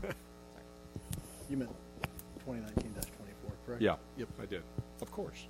So the first one is no wall, the second one is 15 feet instead of 30, and the third is the outdoor storage. And Mr. Mayor, I think we should, if indeed we need that foot, which it sounds like we do, we should probably roll that into this motion right now. And make it 14? That would be the time to... you need to do your rezoning first. Okay. Okay. I'll make a motion to... Well, you're making No, go ahead. You're making it on a different... Right. Move for approval, ordinance number 2019-24. All right. So this just changes it to PBD, Yes. Randy? Yes. We're not including all the Correct. conditions at this point. Okay. Good deal. Is there a second? Yes. All right. Colby, any other discussion? Yes. Commissioner Persons. I just want to make sure exactly what we're voting on right now, because I'm getting a Well, I little, was getting ready I'm to getting a ask. little bit confused. You right and I now. are on the same page. The What we're doing, rezoning precedes the development order, so you're Rezoning it to PBD. Yeah, so you're just on the rezoning right now.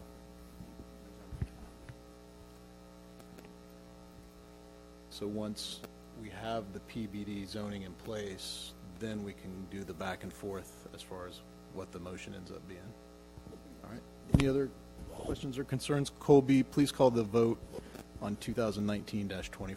Commissioner Kent, Yes. Commissioner Persis, Yes. Commissioner Littleton, Yes. Commissioner Selby, Yes. Mayor Partington. Yes. And that brings us to 9E. Okay, so, Mr. Mayor, are you? I'm going to have Colby read the Yeah, I title. have to read it first. Ordinance number 2019-25, an ordinance authorizing the execution and issuance of a development order for a planned business development to be known as Ocean Club Ormond Beach, authorizing the demolition of the existing building and authorizing the construction of a retail building consisting of approximately 8,596 square feet, together with associated site improvements, to be located at 88 South Atlantic Avenue, Volusia County parcel number 4214-09-07-0030. Authorizing outdoor product display under certain conditions, denying a rear yard wall waiver, and denying a reduction of the rear yard landscape buffer from 30 feet to 15 feet, establishing conditions and expirations of approval, providing for recordation, and setting forth an effective date. This is the first reading of ordinance number 2019-25, read by title only. Thank you, Colby. And is there a motion? I would like to move ordinance number 2019-25 with including the 3 requested waivers, landscape buffer of 15 feet. I believe they can do the 15-foot buffer and give us the 1 foot. So I don't think you have to reduce it. We'll verify that before second reading. Okay, so 15-foot landscape buffer, no wall, and the outside display. I would also like to add, I'm going to use the term easement, but I'm using that generically for the area required to accommodate the city sidewalk. I'm just giving you a little freedom there. We think it's only going to be 1 foot, but what if it ends up being 18 inches or 2 feet or something? Is there a second?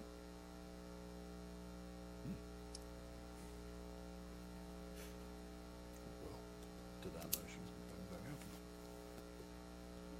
All right. I need a motion that can get a second. You want to try a motion for the underlying ordinance as presented, and then you can entertain some additional amendments to that if you wish. And if not, then you can just move forward with the vote on the underlying ordinance as presented. Okay. Anyone wish to make a motion? I'm not sure how to. I'm in favor of the 30-foot buffer, and I don't want a wall. What about a fence? I don't have a problem with the fence, and I'm not concerned about parking. I agree with you, Deputy Mayor Kent, that I don't see a whole lot of people going to gift shops. So I'm not. I think if making the one-way road would add some, it would add additional. So you're really only losing 12. And I'll throw a wrench into it and say, it's a non-conforming lot, so there's going to be some non-conformity. So I don't mind there being 15 feet of buffer and having the parking spaces, but I want there to be a wall or a fence. I'm not dead set on that. If the commission would rather have 30 feet, I'll go with that, but I don't feel comfortable granting both. Got to have one of them, in my opinion. And I'm for the outdoor storage. You're for the outdoor storage? Okay, so you and I, we did approve the outdoor storage. We knew exactly what it was, 2 surfboards. We've approved it at Lowe's. We know what it is. They're going to have grills and lawnmowers out front, and they're 3,000 feet from Granada. Okay? I don't know that we know what this is, so I'm a no on the outside storage. I think we're going to open up a huge Pandora's box. It's just me. Commissioner Littleton, where are you with a 30-foot buffer with not a wall, but a very nice-looking white fence down the middle of that buffer, or close to the middle, so that we still have a foot on the side of Florence? I would think it's probably too much. That's what I would think. It's probably too much for a non-conforming piece of property. Well, let me show you how I can bend, because I like where you both are going, Commissioner Persis and Littleton. So I would like a fence. So I would be willing to do a 15-foot buffer with a fence.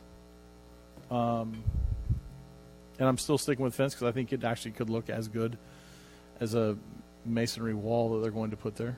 Can I ask, you mean a 6-foot fence? 6-foot fence. Yep, 6-foot white PVC fence with a 15-foot buffer. I could go there to meet you, Commissioner Littleton. I don't know if Commissioner Persis is there. She mentioned she likes that 30-foot buffer. I'm just concerned about the appearance of the area. It's such a prime area in Ormond Beach. Right, I agree with you. The thing that concerned me about it is when I'm looking at what they're going to plant. Mm-hmm. I mean, they're going to plant sable palms. Mm-hmm. I think they're not. I don't think they're putting medjool palms. Not medjool. I was going to say, why not medjool? Yeah, It's at the back of the property. Yeah, It's at the back. It's at the back. It's at the back of the property, but where the Most residents people aren't going to see it anyway. They're going to drive by and see the building Mhm. and never see back.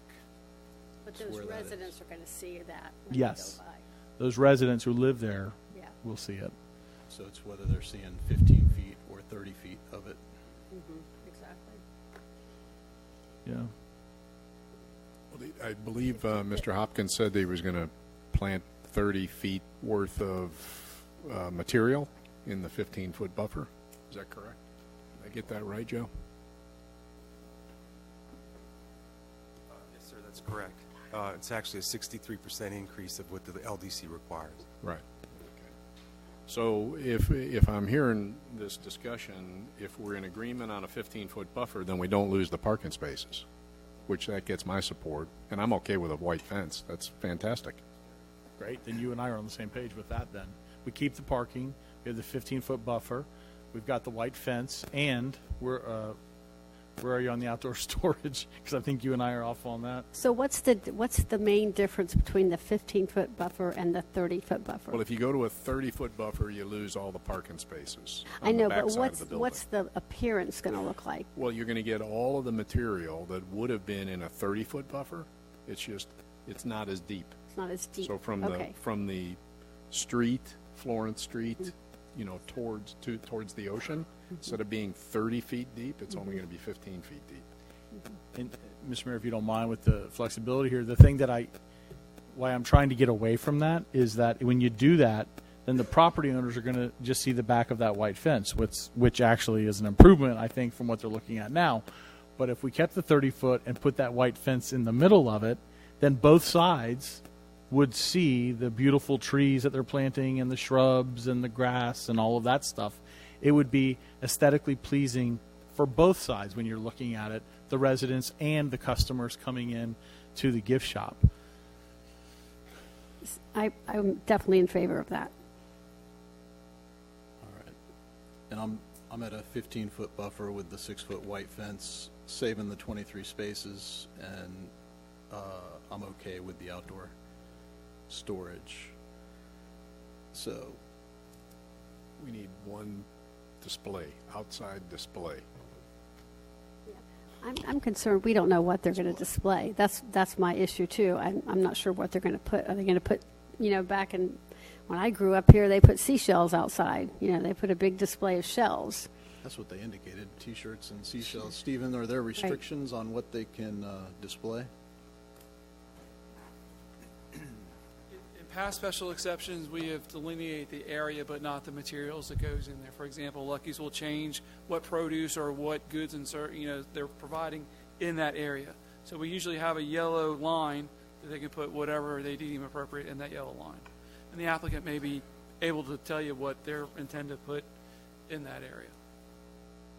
And as presently worded in the development order, the applicant determines what products can be displayed outside. Is it safe to say they have to be selling whatever they're displaying inside the store? Well, that's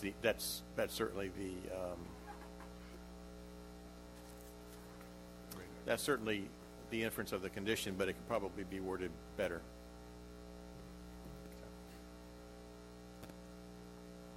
It makes me think, so T-shirts, and maybe we have someone somewhere that does that. But if we allow it here,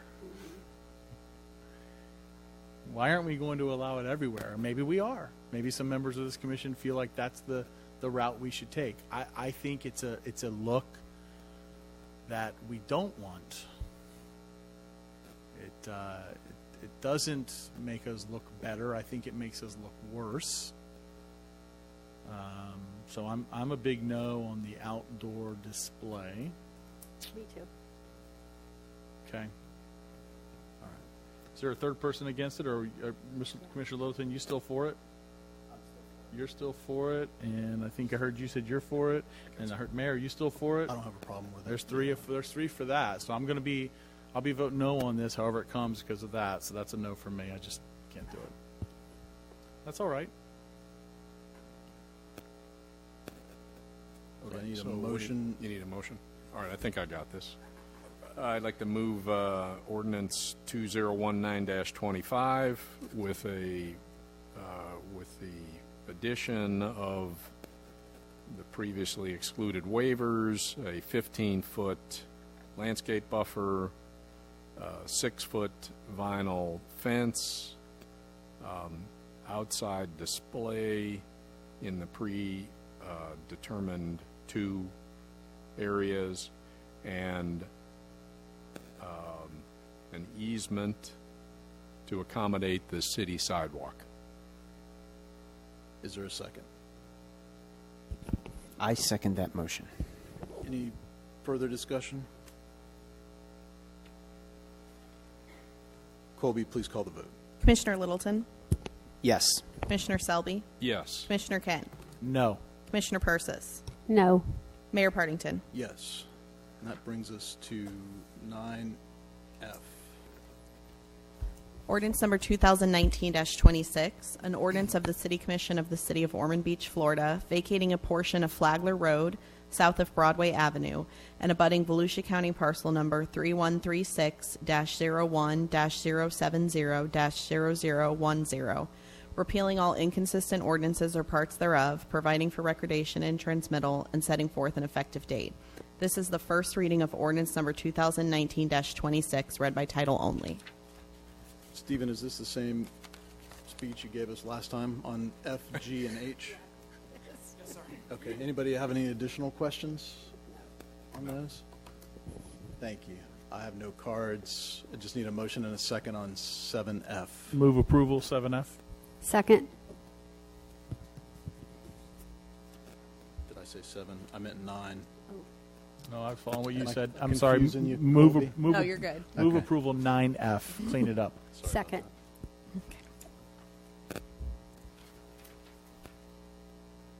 Motioned and properly seconded. Any further discussion? Please call the vote. Commissioner Selby, Yes. Commissioner Kent, Yes. Commissioner Persis, Yes. Commissioner Littleton, Yes. Mayor Partington. Yes. 9G.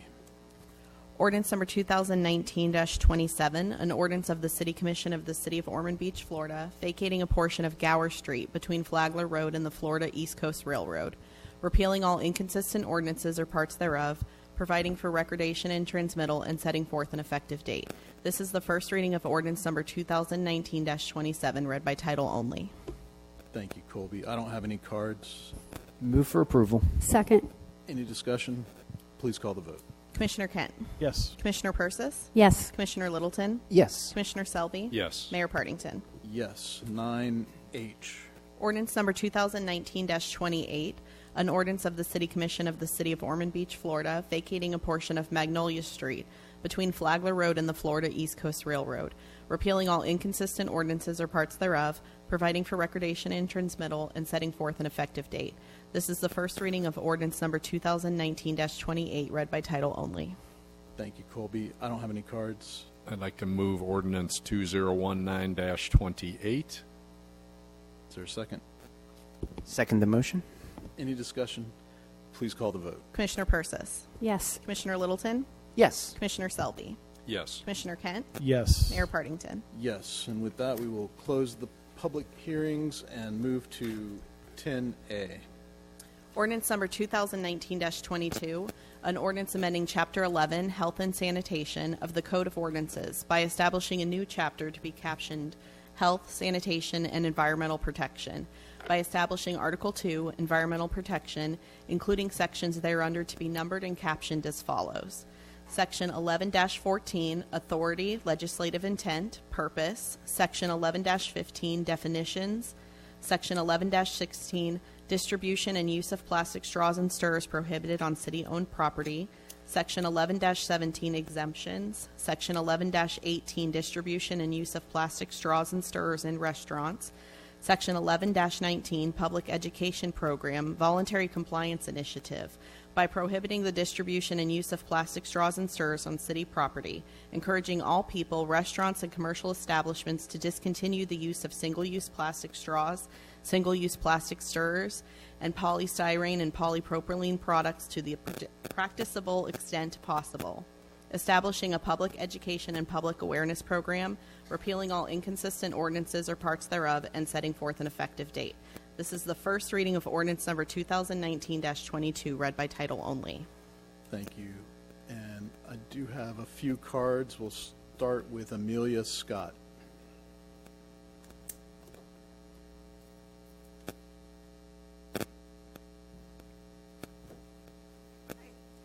My name is Amelia Scott. I'm the chair of the Volusia Flagler Surfrider Foundation. So the Surfrider Foundation is a national nonprofit organization dedicated to the production and enjoyment of our ocean, waves, and beaches. We work nationally and on the local level with chapters to advocate for clean water, public beach access, and environmental protections for our coastal environments. We also work on programs focused on decreasing the impacts associated with single-use plastics like straws on our ocean and marine life. So I would like to tell you that we very much appreciate and support this ordinance. Just want to give you a couple facts about plastics and then invite all of you to come to our next beach cleanup so you can see the scope of the problem yourself. So just a few facts. Straws are one of the top 10 plastic items found on beaches across the globe. Last year, during International Coastal Cleanup Day, over 400,000 straws and stirrers were found on beaches across the world.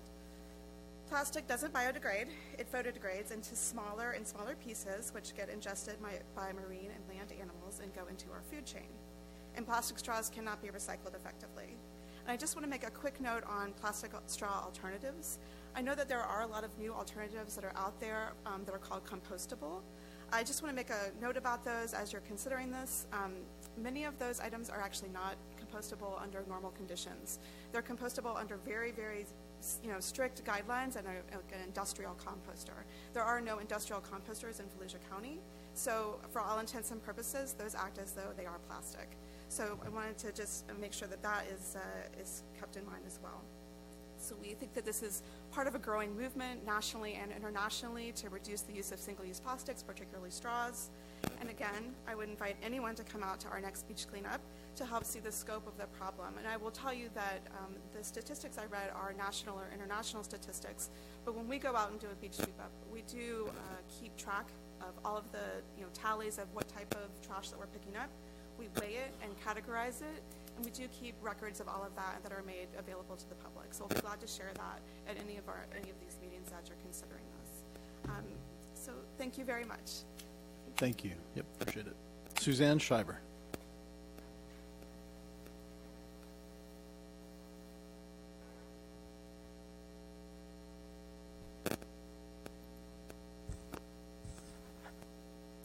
Good evening. I'm Suzanne Schreiber, founder of Dream Green Volusia. I want to bring the commission and the mayor up to speed on the happenings with our organization and related issues. As I stated at the last commission meeting, environmental organizations and civic groups have partnered to work on single-use plastic reduction. We've accomplished the following. We launched our Go Drastic on Plastic community event with professional speakers versed on single-use plastics and their threat to our environment, launched a Facebook page and organized a team of volunteers, formed a restaurant and business recognition team to recognize those that have reduced their single-use plastic usage. We created marketing materials. We bring volunteers to our partners' events and host our own events. We have brought various viable options for replacement to the forefront. We formed a speakers bureau to reach those new to the reduction of single-use plastics. We have a partner, the Litter Getter, that brings a flat-bottom boat and does river cleanups.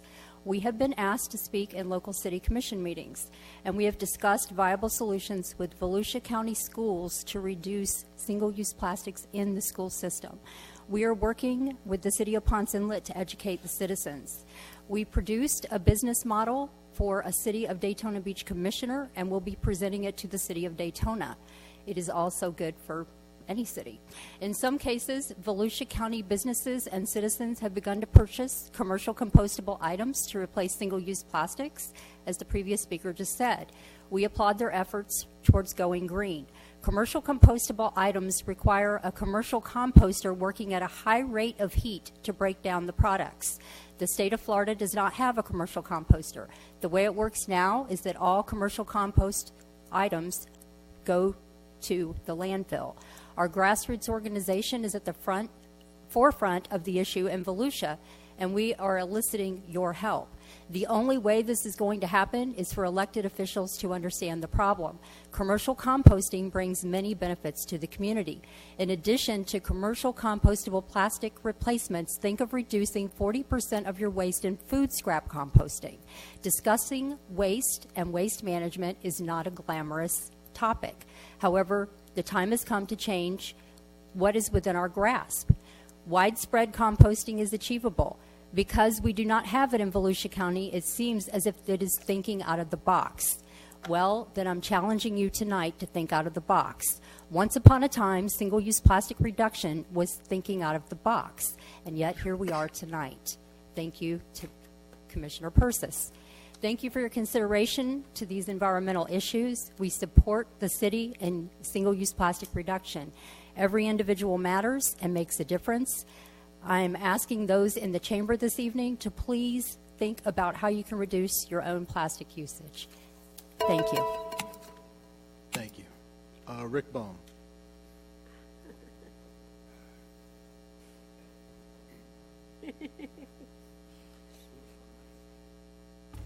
Well, I was going to speak to this issue at the last meeting at the request of my zone commissioner, but I had a concern when I first saw your ordinance about enforceability. I think what you did when you tweaked it last time, and you are going to prevent this from being distributed plastic straws on city-owned property, is the proper way to go. I think that what you did to this ordinance and the ordinance you have here tonight is a proper ordinance to pass, and I am here to encourage that you do pass that ordinance as you've got it drafted. I would also say one other thing, though. I sat up there for 8 years, and I never once thought about plastic straws, and I never once thought about how many plastic straws I've used in my life and what happened to those plastic straws after I used them. One thing that I've noticed during all the years I was here is that people don't come forward to complain about things unless they get personally affected. Call it NIMBYism, call it anything else that deals with them directly. Then they come and they complain. But I heard a comment that, well, my constituents haven't come to me in great number complaining about this, so therefore I don't know that my constituents are concerned. Well, because when they throw their plastic straws away, they don't think about where they go. They don't think about the pollution they're causing. I was encouraged by my commissioner, take a look at Google images of plastic pollution sometime and be appalled. Just be appalled. And I would also encourage you, I looked at it today, 60 Minutes last Sunday did a thing called the plastic patch, about the Pacific plastic patch.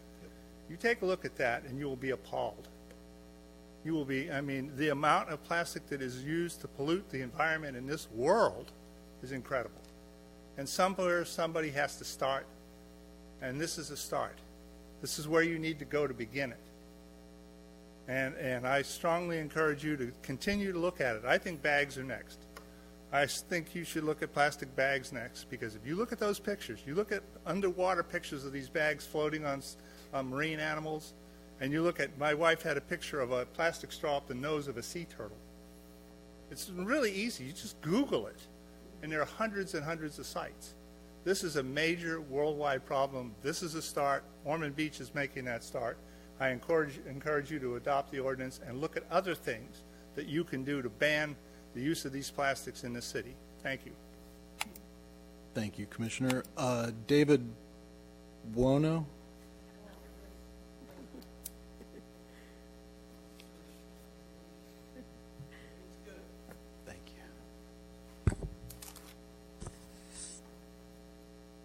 I thank the city, first of all, I'd say staff and commissioners and mayor, good evening. I thank the city governance for their willingness to educate and lead by example regarding single-use plastic reduction. My history and exposure to plastic has come from me being an inquisitive child watching the science sections on TV in the 1950s and 60s.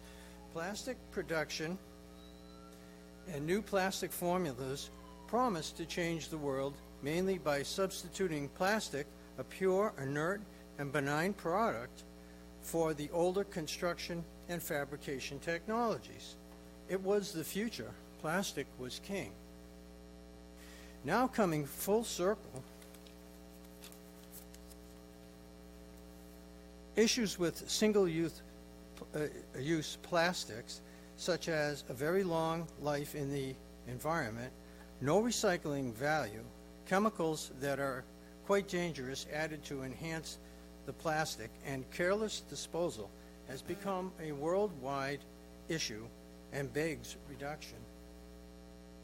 Florida, known as the fishing capital of the world, leads the U.S. in its economic impacts regarding single-use plastics. Florida has both saltwater recreational and commercial fishing. Between the two, during 2016 and 2017, over 1.75 million licenses sold produced revenue at $31.75 million and employed 114,898 people. Carelessness and poor recycling management are just a few of the major causes that inevitably lead to these projects, allow these projects to enter our rivers and the ocean and disrupt these ecosystems. Again, thank you for taking up this most important issue. Thank you. And final card I have is David Slick. Thank you.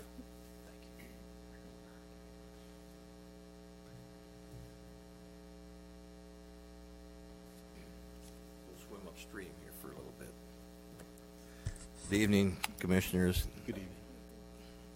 Mayor Partington and City Manager Shanahan. I'm David Slick, Sr.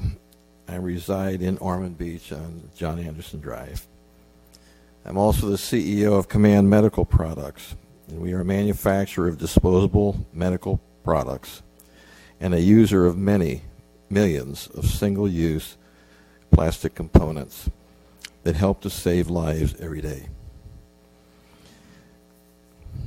Our company is very environmentally aware. We don't pollute the air, we don't pollute the water, and we have a very effective recycle program. And I'm not here to discuss the use of plastic straws and swizzle sticks, but I do think that there is basically a market and industry change that's going on with or without an ordinance. My concern is with the language of the ordinance. The stated goal in the ordinance is to educate and eliminate the use of plastics, not just plastic straws. That's what it says in the paper. The ordinance further states that Earth Day in April of 2021, that's 20 months from now. Thought I could do this without glasses.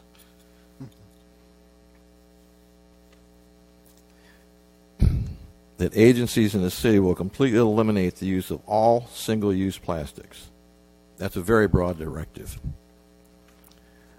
The language continues that the ordinance mentions polystyrene and polypropylene products, not just straws and swizzle sticks. This is mentioned 4 times in the ordinance. The ordinance also says that the Commission may at any time adopt additional measures as the Commission deems appropriate. It's an open door. And just for the record, I'd like to tell you a little bit about polystyrene and polypropylene. Polystyrene is a very versatile plastic resin used to produce numerous consumer and industrial products. It is used to make auto parts, CD cases, electronics, toys, kitchen appliances, and more. The foam polystyrene is used to make building and appliance insulation, surfboards, lightweight protective packaging, egg cartons, meat trays, food service packaging, and more. Styrene is a building block chemical. It's used in the manufacture of many products. It also occurs naturally in food, such as strawberries, cinnamon, coffee, and beef.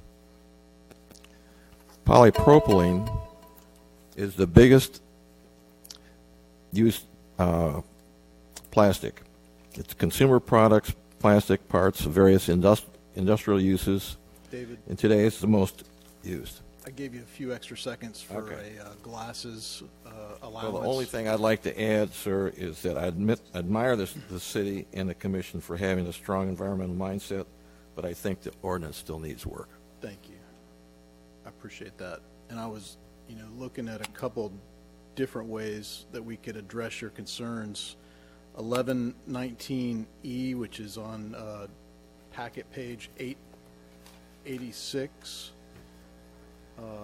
It's page 7 of 8 of the ordinance, where it says all commercial establishments in the manufacturing and distribution industry are encouraged to utilize, produce, manufacture, distribute, and sell only those products that are not made of single-use plastics, polystyrene, or polypropylene material. If that said, try to find ways to utilize, produce, and manufacture. You make medical products, and those medical products use polystyrene and polypropylene, and those people need those to live. I mean, your products save lives, and doctors use those on a daily basis. So I think we need to make that change so that we're just encouraging you to try to find ways, but certainly not punishing or looking to put any undue burden on you. And then the second from last whereas on page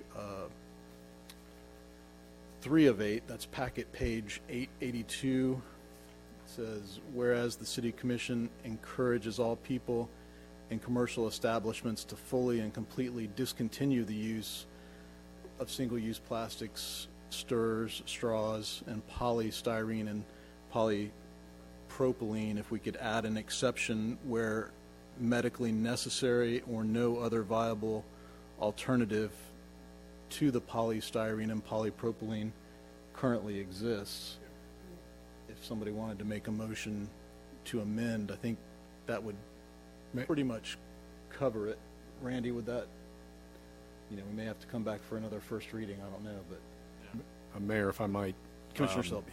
Yeah, Mr. Slick sent that email to you and me, I think, earlier in the week, and it really opened up my eyes.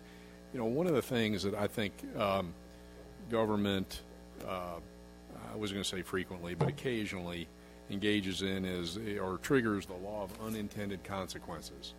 And honestly, when I first saw the draft of this ordinance, I was very concerned about that, and I really appreciated the changes that you made at our last meeting that we all adopted.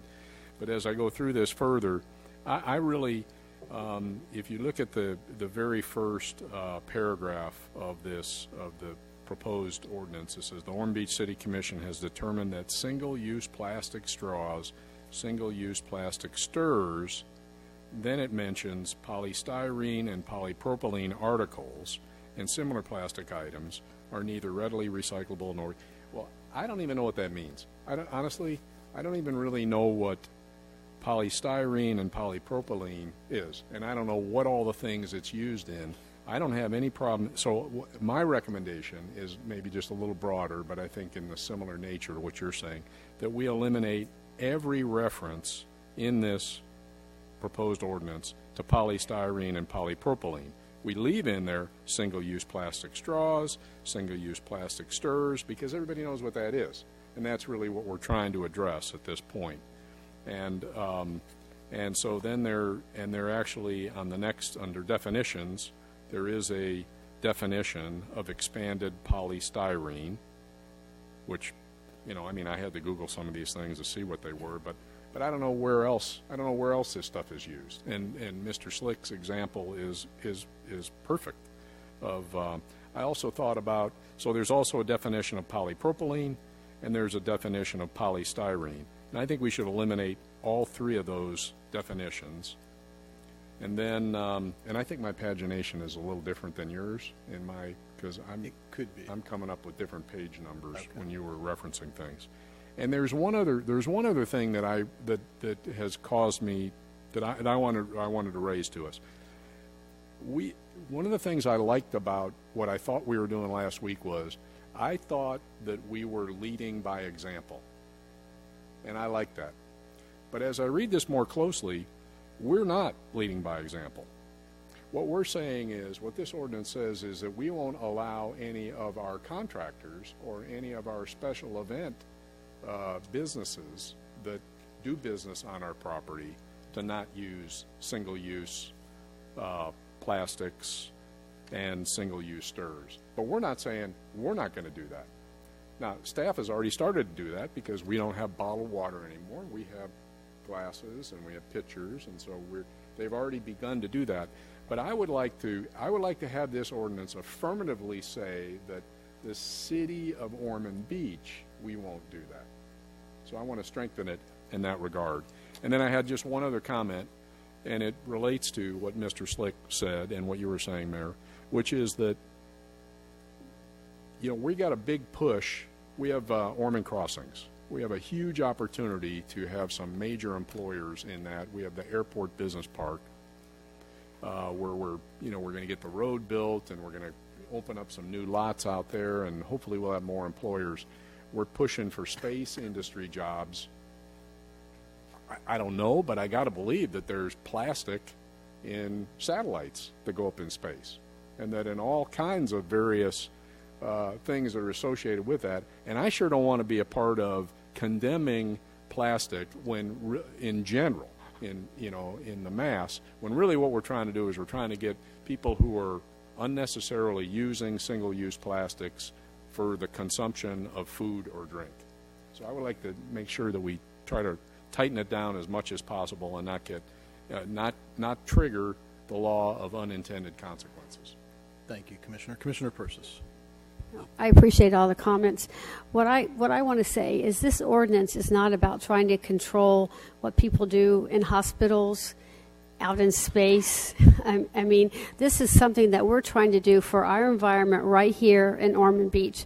And I believe the city of Ormond Beach needs to set an example that we don't want to have these things in our city because they negatively affect the environment and our oceans and our wildlife. I think this is getting pushed out a little bit too much. I mean, people are reading too much into this. Doesn't apply to hospitals, to any kind of, I'm talking about a restaurant in a takeout container. I'm not talking about going out in space with plastic products that they need. I'm a little dumbfounded with this just a little bit. So I can't agree with that. I think the ordinance is just saying that we in the city of Ormond Beach know there's a problem with single-use plastics and that we are going to do whatever we can to avoid using them. We are setting the example on the city commission, in the city commission with the city, to show people that we are going to we don't want to hurt the environment. So that's what I see. I understand what you're saying, Mr. Slick, out there, but that's not what this ordinance is about at all. But I don't know that it has to be, we will be here for years if we're going to nitpick every little thing that it says. I mean, I don't understand that. I think it's pretty clear what we mean. We're talking about takeout containers, straws, stirrers, styrofoam cups, styrofoam takeout plastic containers that you go to Stonewood and you get this huge big plastic thing that's plastic on the top and plastic on the bottom. There's plenty of other things that you can use instead of that. And the restaurants here are already looking for them. Everywhere I go, they're like, yay, we're going to look at something different, because there are products out there. You just have to look for it. But I just don't think it's right that we nitpick this ordinance, and I think we can tweak one or two words that might make people feel a little bit better. But I am not in favor of going back and rewriting this whole thing. I've been working so hard. We have so many people working on this. The city is just so excited, and just take a step back, I think, would just really make us look bad, like we're just stepping backward and not moving forward. Anyone else? Commissioner Littleton, if I remember correctly, you're not voting for it either way. Okay. That is correct, Mayor. So that leaves the four of us to try to figure out something that will pass if we can get there.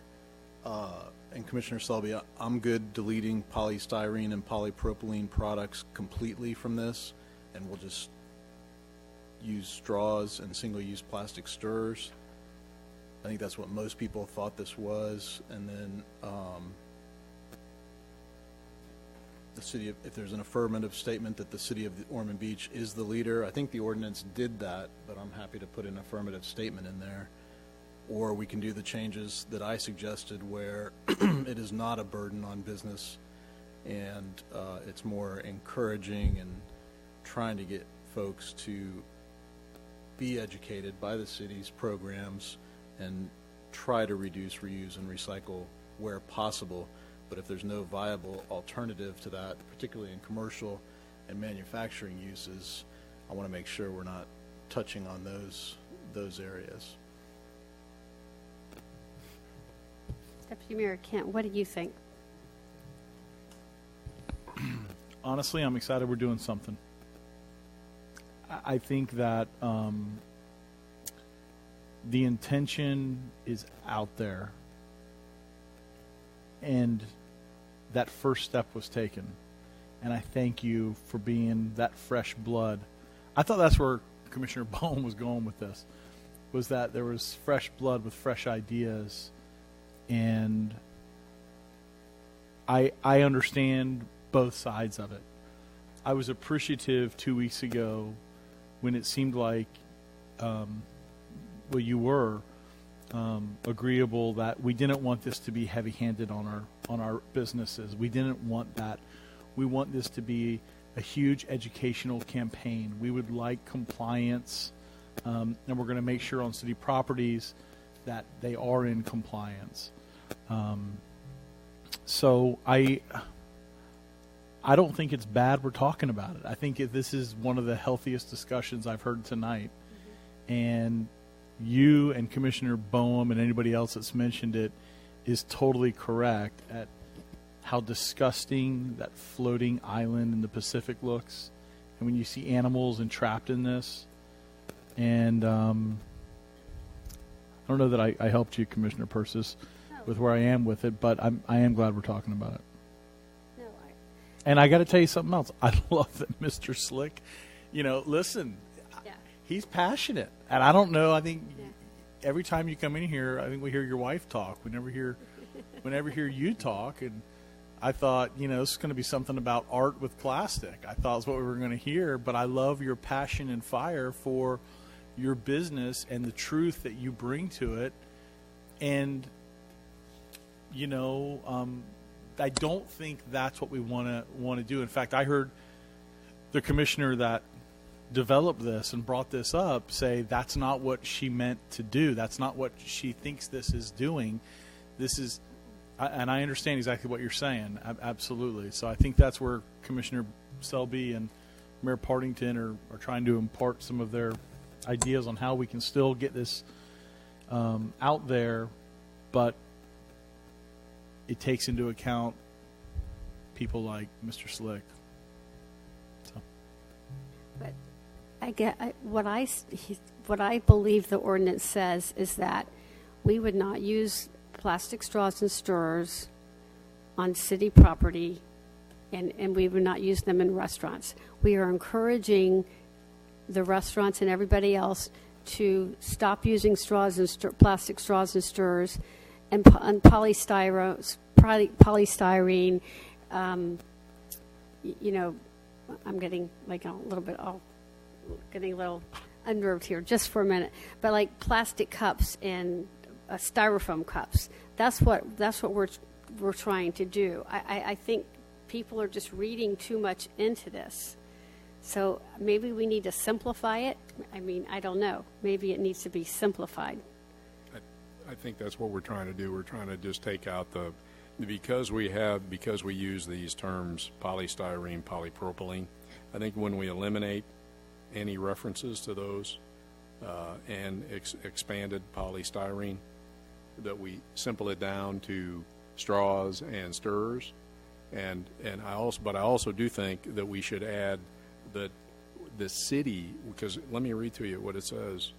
It says that the use of single plastic straws and single-use plastic stirrers by a city contractor is prohibited on city-owned property. It doesn't say that we, city employees, will not do that. We won't use them. So I just think we should add that. You know what I'm saying, Randy? You get what I'm saying? Is that what it says, like Randy? Other people that we hire or that we allow to operate on our property can't do it. But we don't say, I'm not going to do it. No, it does not say that, and you can certainly add that. I mean, you could establish that by policy. You could establish that by directive. I mean, it's entirely up to the commission as to how it wants to do that. So, can I make one comment? Commissioner Little. So if we had that as a policy or established that, there would be an exception for medical uses, correct, Mr. Hayes? State law allows units of local government to ban the use of plastics, and I'm using that term generally, on publicly owned property and publicly owned facilities. So you have the authority to do that. You can impose that on your contractors. We try to figure out a way to transition that seamlessly into the contract periods, and you can also we would need to look into the HR aspects of this for sure, because we didn't really consider that. But, I guess my suggestion would be not to go so far with amendment on that tonight, but if the direction from the commission is that you would like the city manager and the city attorney's office to look into that, we can do that, and we can likely find ways to implement that from a policy perspective. And we could bring that back to you if that's the direction that you would like to go on that issue.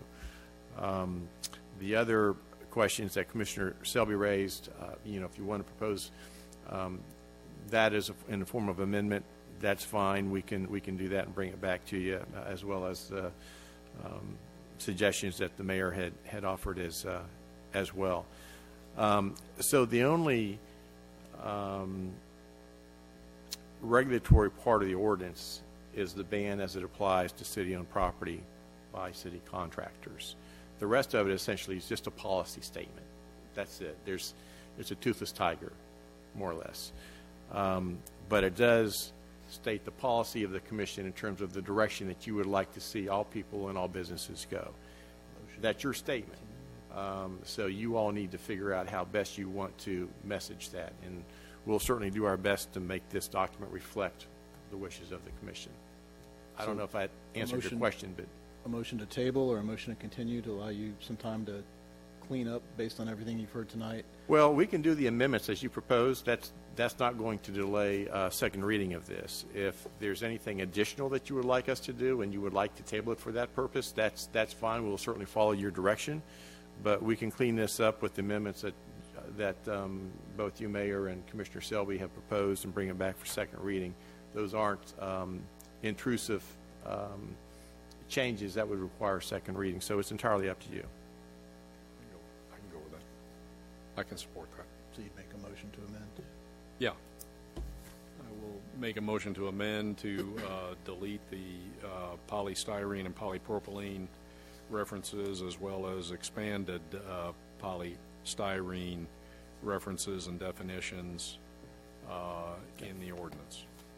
And then an affirmative. Did you want an affirmative statement that Ormond Beach will be the leader? Yeah, yes, I would. I'd like. Okay, to, can you give me that wording that you would precisely like to have included? I think the mayor probably can. Lead by example. Yeah.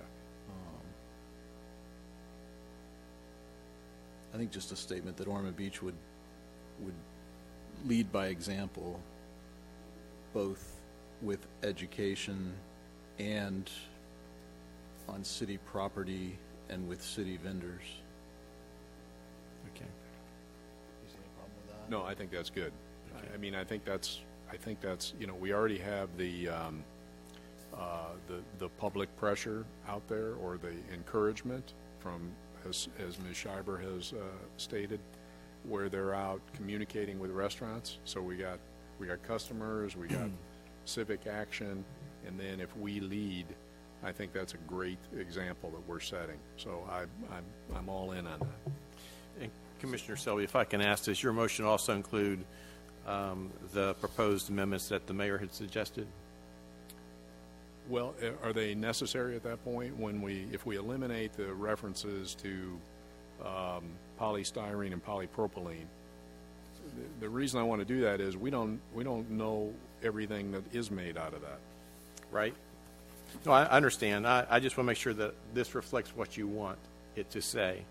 And well, I was having a hard time following him because my pagination is different. And I don't think, like you said, Commissioner Selby, with your changes, I don't think my changes would be necessary. Okay, it's perfect. So that's a motion. Is there a second? Yes, second. Any other discussion? Yes. Commissioner Persis. Yeah. I have a concern with, leaving, styrofoam cups. The styrofoam is so bad for our environment. So I want to see if there's a way we can leave that in the ordinance somewhere to say styrofoam cups, styrofoam containers, something like that, because that is something you look everywhere. It's everywhere. It is. And if we could just... I think staff can do that through policy and through education, right, Joyce? You can include that. Would that be enough to satisfy you, or? I guess I'm a little bit, I'm excited about this, but I'm just a little disappointed because I feel like each time we've talked about it, the ordinances become smaller and smaller, and we're keep taking things away. And so I am disappointed in that. I am grateful to have no straws and stirrers. I mean, absolutely. But I wish we could do more. We are such a great city, and we do in Volusia County, we are like the #1 city people look to. And I just was really hoping, we could show how concerned we are with the environment. And I know people are concerned with the environment. I'm not saying anybody up here is not concerned about the environment. Please don't misunderstand. I know everybody is. But I do see that something's got to change in our world. We've got to stop using some of these things, and I was just hoping that we could do it. And like I said, I will, we can always bring something up at a later date, but I'm very happy, with the straws and the stirrers and everything else. I think some of the restaurants are going to be disappointed that have talked to me. I haven't had one call against this. I haven't had one restaurant, any place call me. They all are so excited. Every time I go, my husband and I eat out a lot, and every time we go somewhere, we know all the owners practically, and they're like, oh, guess what we've got now, and they show us. So they're all so excited about it. So I just don't want to go back. Understood. I'll say Governor DeSantis spoke to us at the Florida League of Cities conference on Saturday morning and was very specific about the plastic straw issue. The legislature had passed a bill to ban cities from banning plastic straws, and the governor looked at it as a home rule issue, and he said very clearly that he vetoed that because he thought it would be better for cities to make that decision independently and then let the chips fall where they may. He was comfortable with that. So he was looking for exactly these kind of discussions as a starting point, and so kudos to him for his leadership on that issue. 60 Minutes was a great article, if you will, on Sunday evening. They flew to Midway Island and looked at the beaches there where plastics have been washing up, just as an example. If you can go back and watch that on your DVR, when you fly into Midway Island, it takes special permitting to get there. You can only fly in at night so that you don't disturb the wildlife that's there, and it is a amazingly beautiful place that is becoming polluted because of the tremendous amount of plastics that are out there. Ms. Schreiber spoke about Dream Green Volusia, and the restaurants are being, my understanding is they're going on the website so people who can shop with their pocketbook can go see, okay, these are the places that are environmentally friendly. These places don't seem to be quite getting it yet. And so they can look there as a resource and then shop with their pocketbook and go to the places that are making those changes. And I think that's fantastic. And then on Facebook, I guess last night I saw a chemist was being interviewed who had come up with a type of plastic that would degrade or dissolve in water. So things are changing, the market's changing, they're adapting, they see the problem, and so I'm hopeful. I think this is exactly what government's supposed to be doing. We're supposed to be provoking thought on issues like this. We're supposed to be educating, and we're supposed to be leading by example. Nobody wanted to create the straw police and have code enforcement running around figuring out ways to charge people $250 a day for using a plastic straw. And I'll tell you, I had a chance to see a lot of elected officials and a lot of mayors from Volusia County cities and talk to some South Florida cities as well. The Volusia mayors were very complimentary to this commission for taking up this issue and tackling it head on. The mayors from down south that I spoke with one evening at first turned their nose up at the straw ban idea, but when I explained to them how we structured it, they changed their minds and were actually very favorable towards that type of approach to it. So I think we've struck a good chord with what we're trying to do here, and I'm going to support it. I do have one other question when you finish up, Mr. Mayor. Yes, sir. Okay. So consistent with Commissioner Selby's amendments, I've been looking through the paragraphs C, the last part of paragraph D, and last part of paragraph V in section 1119 that deals with plastics on a broader scale. And I want you to look at starting at C to let me know whether you want to keep that or to eliminate it, because it's not much broader. It's talking about plastic products in restaurants and those sorts of things for takeout. I'm sorry, is that C on the first page? Section 11-19, which is the public 11-19. education program, and it reads, all commercial establishments in the food and beverage industry are encouraged to make available for use by customers for takeout or take-home consumption food and beverage containers that are not made of single-use plastic, polystyrene, or polypropylene material.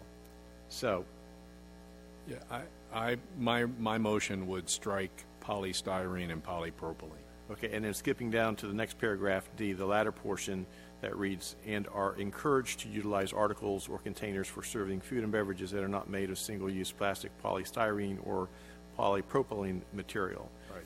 I'm assuming that's the same Yes. as that. And then also in the subsequent subparagraph E there as well, presumably that. Yes. Okay. Yeah, and let me just say on this, and that's because I don't know what all. I need more education on what polystyrene, polypropylene, what forms that comes in. Okay, when if the wording was styrofoam cups, I know what that is. Styrofoam containers, I know what that is. So I just don't want to be passing something that I don't know what it means. That's my concern. Right, so if that requires a workshop to get me smarter, maybe you guys all know what that means, but I don't. You don't know what polymer of propylene C3H5, commonly identified by ASTM resin identification code number 5 is? I told you I was sleeping in my science class. I'm not proud of it. If I can put that out there, we might be a little ignorant on this issue. And I don't consider this done. I think we can come back and revisit this, but I just don't want to. I don't want to be inadvertently saying that what Command Medical does is a bad thing, And I know we all think that we're not saying that, but we got to be careful what the actual ordinance says. So that's why. And there may be things we haven't thought of yet that people will read this and say, how could you say that about me? Because people, they take things, it's about them in many times. So even if that's not the intent. So, you know, we could continue it and do a workshop, or we can pass what we have tonight. There's a motion on the floor that's been properly seconded, so we have to do something with that. Can I say one thing? Commissioner Persis. I mean, what I would like to, if we take all that out, like Randy said, and like what you all have said, what I would like to do, I would like to get something passed, or at least this first reading passed, and then have a workshop. We can have a workshop on this, because certainly there's lots to learn. I mean, I agree with that. So I would just want to, do that, and then maybe we could come back and fix some of these things so that we'd all then understand exactly what we mean. I just don't want to put it off. I want to do it. Understood. And then just to wrap up the discussion, somebody mentioned, I don't know if it was one of the public speakers or somebody up here, that plastic bags would be next. And that's a problem for me, because the plastic bags are not single use. They're used for multiple purposes, and studies have shown that not only does it require a lot more energy and resources, which is worse for the environment, to make bags that are either cloth or some other type of plastic, but in areas where they have banned the plastic bags, people just buy the smaller plastic bags in greater numbers, so you're not having the intended effect. So I think we have to be really careful with these, and so as we move on in the future, hopefully we can be extremely cautious. And with that, unless there's anything else, Colby, please call the vote. Commissioner Littleton? No. Commissioner Selby? Yes. Commissioner Kent? Yes. Commissioner Persis? Yes. Mayor Partington? Yes. That brings us to second reading of ordinances 11A. Ordinance number 2019-21, an ordinance amending Article 8, Campaign Finances of Chapter 13, Elections of the Code of Ordinances, creating Section 13-81, Campaign Treasurer's Reports, requiring filing of campaign treasurer reports through the electronic filing system of the Volusia County Supervisor of Elections Office, providing for conflicts, codification, and severability, repealing all inconsistent ordinances or parts thereof, and setting forth an effective date. This is the second reading of ordinance number 2019-21, read by title only. Thank you. I have no cards. Move for approval ordinance number 2019-21. Second. Any discussion? Please call the vote. Commissioner Selby? Yes. Commissioner Kent? Yes. Commissioner Persis? Yes. Commissioner Littleton? Yes. Mayor Partington? Yes. And that brings us to reports, suggestions, and requests. And tonight we start with City Manager Joyce Shanahan. Thank you, Mr. Mayor. As always, staff appreciates your deliberation on these really important issues, and thank you for that. Due to the lateness of the hour, I will keep my comments very brief. I did want to let you know that some folks have asked about Casson Park. Are we still working on it? Yeah, we are. They're just waiting for the floating dock sections to arrive, so they're still on schedule, so I wanted to let you know about that. Also, staff would like to remind you, number one, that your two meetings in September are on Wednesday because of the way the budget hearings have to be held. So your next meeting is Wednesday, September 4th at 7 p.m., and that'll be the first hearing of your budget. And then your subsequent meeting in September will be on Wednesday, September 18th. And prior to the September 18th meeting, staff would like to have a shade meeting with you to discuss collective bargaining at 5:30. Does that work for everybody? What day was that? I'm sorry. Wednesday, September 18th at 5:30 before your 7 p.m. meeting. Okay. And that's all I had. Thank you so much. Thank you, Joyce. Assistant City Manager Claire Whitley. No comment. Thank you. Good night. City Attorney back with us, Randy Hayes. Yes, sir. No, sir. Nothing this evening. Thank you. All right. And tonight we start with Commissioner Littleton. Thank you, Mayor. Over the weekend, several of us were able to attend the Florida League of Cities conference, and I'm sure as those who went can attest, it was wonderful. We learned a lot. Governor DeSantis spoke. There was a lot of other interesting keynote speakers. The mayor of Gary, Indiana came down and gave an interesting speech about engaging with her citizens. And it was a great event. And that's what I'll say about that. Good deal. Commissioner Selby. Yes, ditto on the Florida League of Cities meeting. It was fantastic, and there were some very unexpected. Some of the seminars were far better than I thought they were going to be, so that was great. I have 3 other items. I wanted to mention change orders.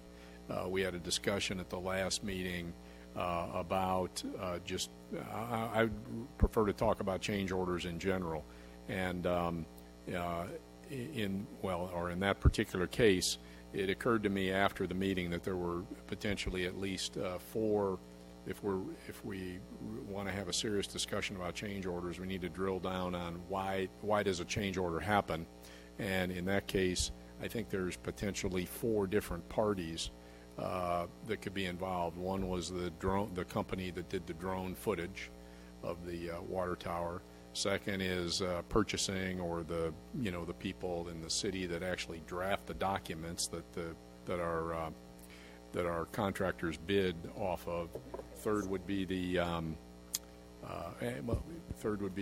staff who evaluates the bids, and fourth, of course, is the contractor. But the big point that I want to make is that if word gets out on the street that Ormond Beach is a place where change orders are verboten, that there will be no change orders, the human nature is, the impact of that is it's going to cost the taxpayers a lot more money, because when they come to their pre-bid conference and they're told that, or that's in the documents, whatever, when they walk outside and they go, well, how much are you going to add to your bid? That's what they do. And so as a result, everybody is going to raise their numbers because Ormond Beach has a reputation of there is no reason on God's green earth why you're entitled to one dime more. And nobody's going to risk making no money on a job or even losing money on a job, and they'll all cover each other's butts because nobody will do it. So I just wanted to kind of get that out. I didn't say it last week. I didn't have my thoughts clearly thought through on that. And also, I have also gotten, I think, at least 1 and maybe 2 emails about that from citizens. Third thing, next to last thing I wanted to bring up was the Ormond Beach Observer. And look, I know this is another touchy subject, but they did a great article on vacation rentals, and I assume that the website, the company that is monitoring what Airbnb and companies like that do, VRBO, is accurate. And of course, the red on this map indicates where there are vacation rentals. I drew a line on the peninsula here in the approximate location of our northern city boundary of Ormond Beach. And there's an awful lot, if this is accurate, and I assume it is, there's an awful lot of vacation rentals in areas in Ormond Beach where it's not legal. It's not allowed. Not allowed. And I bring that to your attention, not so much to stir the pot on this issue, because I know there are some very compelling reasons for why we probably don't want to revisit our ordinance, especially in light of the fact that the legislature keeps trying to address this. And so far, we have preempted the preemption by being in place and not amending our ordinance. But here's the problem I got with it. If people are breaking the law, I'm pretty sure they're not paying their taxes. They're not paying their sales tax, and they're not paying their lodging tax, their tourist tax. And that supports the Ocean Center, that provides the advertising that markets the resort area, and that provides sales tax to the city of Ormond Beach. And so I just bring it up because I don't think we can keep doing nothing forever. And I know we have a code enforcement solution to this, but I think we need to think about, so I'm just bringing it up, and this was incredibly telling. And by the way, I understand that this is what I heard from somebody who was knowledgeable about it, that the company that's doing this is the nemesis of Airbnb, as an example, that they don't like other people knowing, like, you know, where their customers are. And the final thing I just wanted to bring up was, as I continue to work on, or we have a kind of a volunteer leadership committee on the septic to sewer for Ormond by the Sea. One of the concerns that people raise is that it is about annexation. And so I've been communicating with City Attorney Hayes, Randy, about you know, whether or not there's any truth to these theories that once somebody hooks up to sewer, that then we will have a green light to force them into annexation. And I just kind of wanted to make you aware that we're looking into that. We've stated on multiple occasions, and I stated every time anybody that I make a presentation to, that this is not about annexation, it's about water quality. And I think it's been pretty resolute from this board that we would never attempt to, even if we could, which I'm not convinced we can, force annexation, that it would have to come from a desire of the residents in Ormond by the Sea. And then we would get to decide whether or not we want to do it. So with that, I'll say good night. Thank you, Commissioner. Deputy Mayor Kent. Thank you. The taxes the Ocean Center brings in, or could bring in from Airbnb. The Ocean Center, the greatest place to go and get your tags for your car. Pay your property taxes. You want to talk about disgusting? How can the St. Augustine Amphitheater have over 70 shows a year, and the Ocean Center is a great place to renew your tags, go to a high school graduation, go to a reptile show, and if you have anybody in cheerleading, a cheerleading convention, dance thing. I hope you're out there shaking your head like I'm shaking my head with the tax dollars and the money that are spent at the Ocean Center that is wildly underutilized. Since Airbnb was brought up, I'll just say, even the thought of allowing something like that in our community, just think about the house right next door to you. And then think about the one on the other side of you. And if you have one across from you, think about that one. And think about a group coming in every week, every 3 days, and it's vacation time.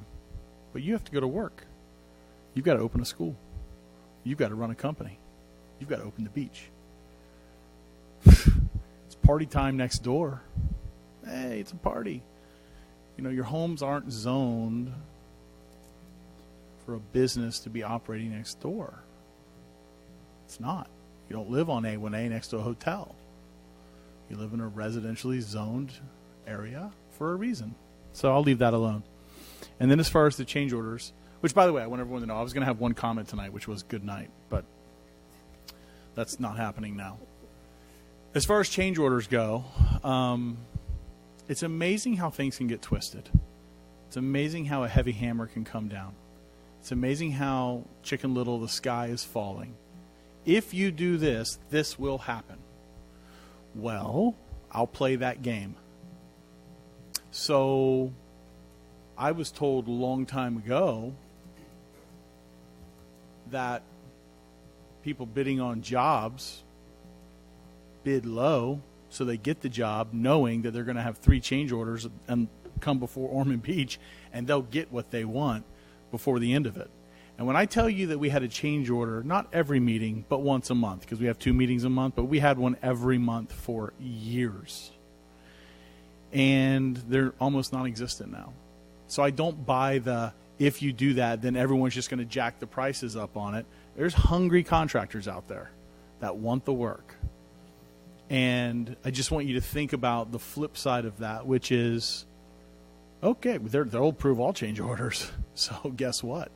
We will go right ahead and bid this low and then put in a change order, and then we have change order number 2, and we'll get what we were hoping to get by the end of this contract.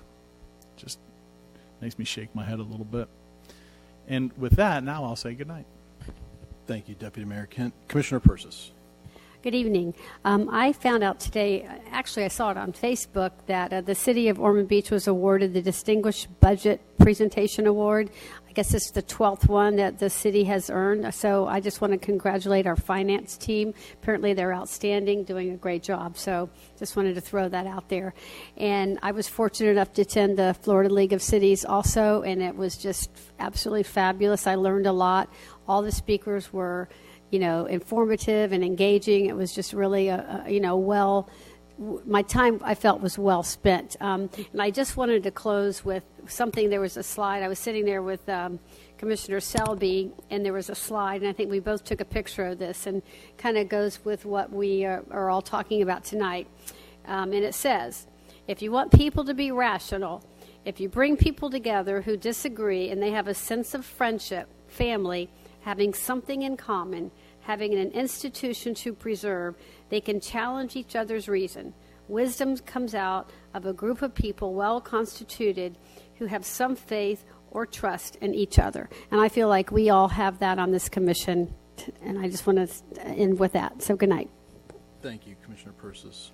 I was going to talk about the 12th awarding of the Government Finance Officers Association Distinguished Budget Presentation with Joyce's leadership. Kelly and Chris do amazing work every year, and so it's fantastic.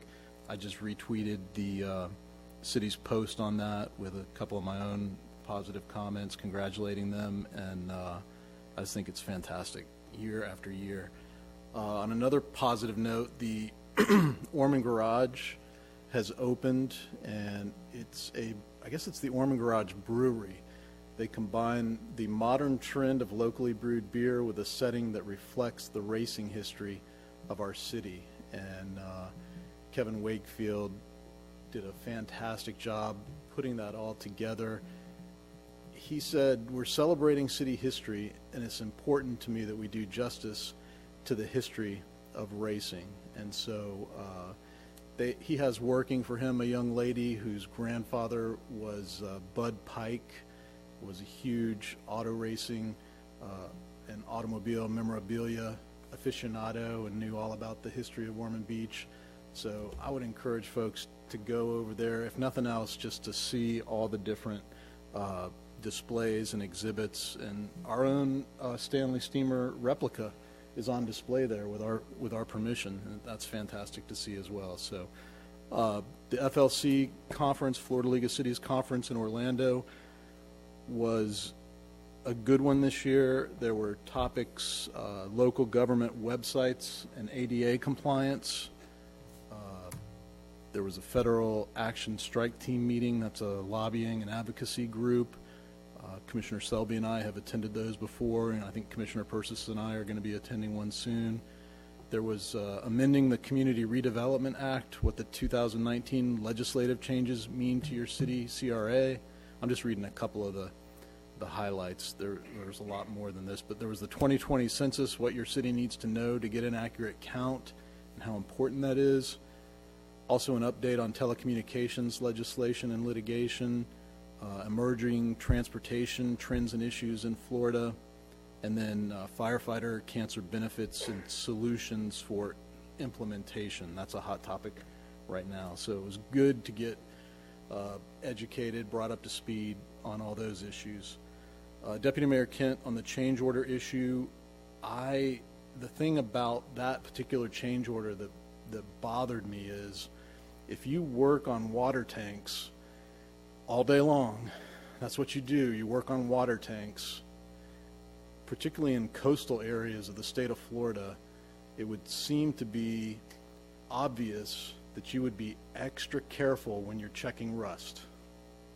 And that's the part that really makes me suspicious on that one. And I haven't heard what's going to happen with that, or when, if or when staff is going to bring that back. But that was one, and I'm sensitive to the concerns Commissioner Selby brought up too. I always try to balance those, but that was one that just did not make sense. So we'll see how that turns out.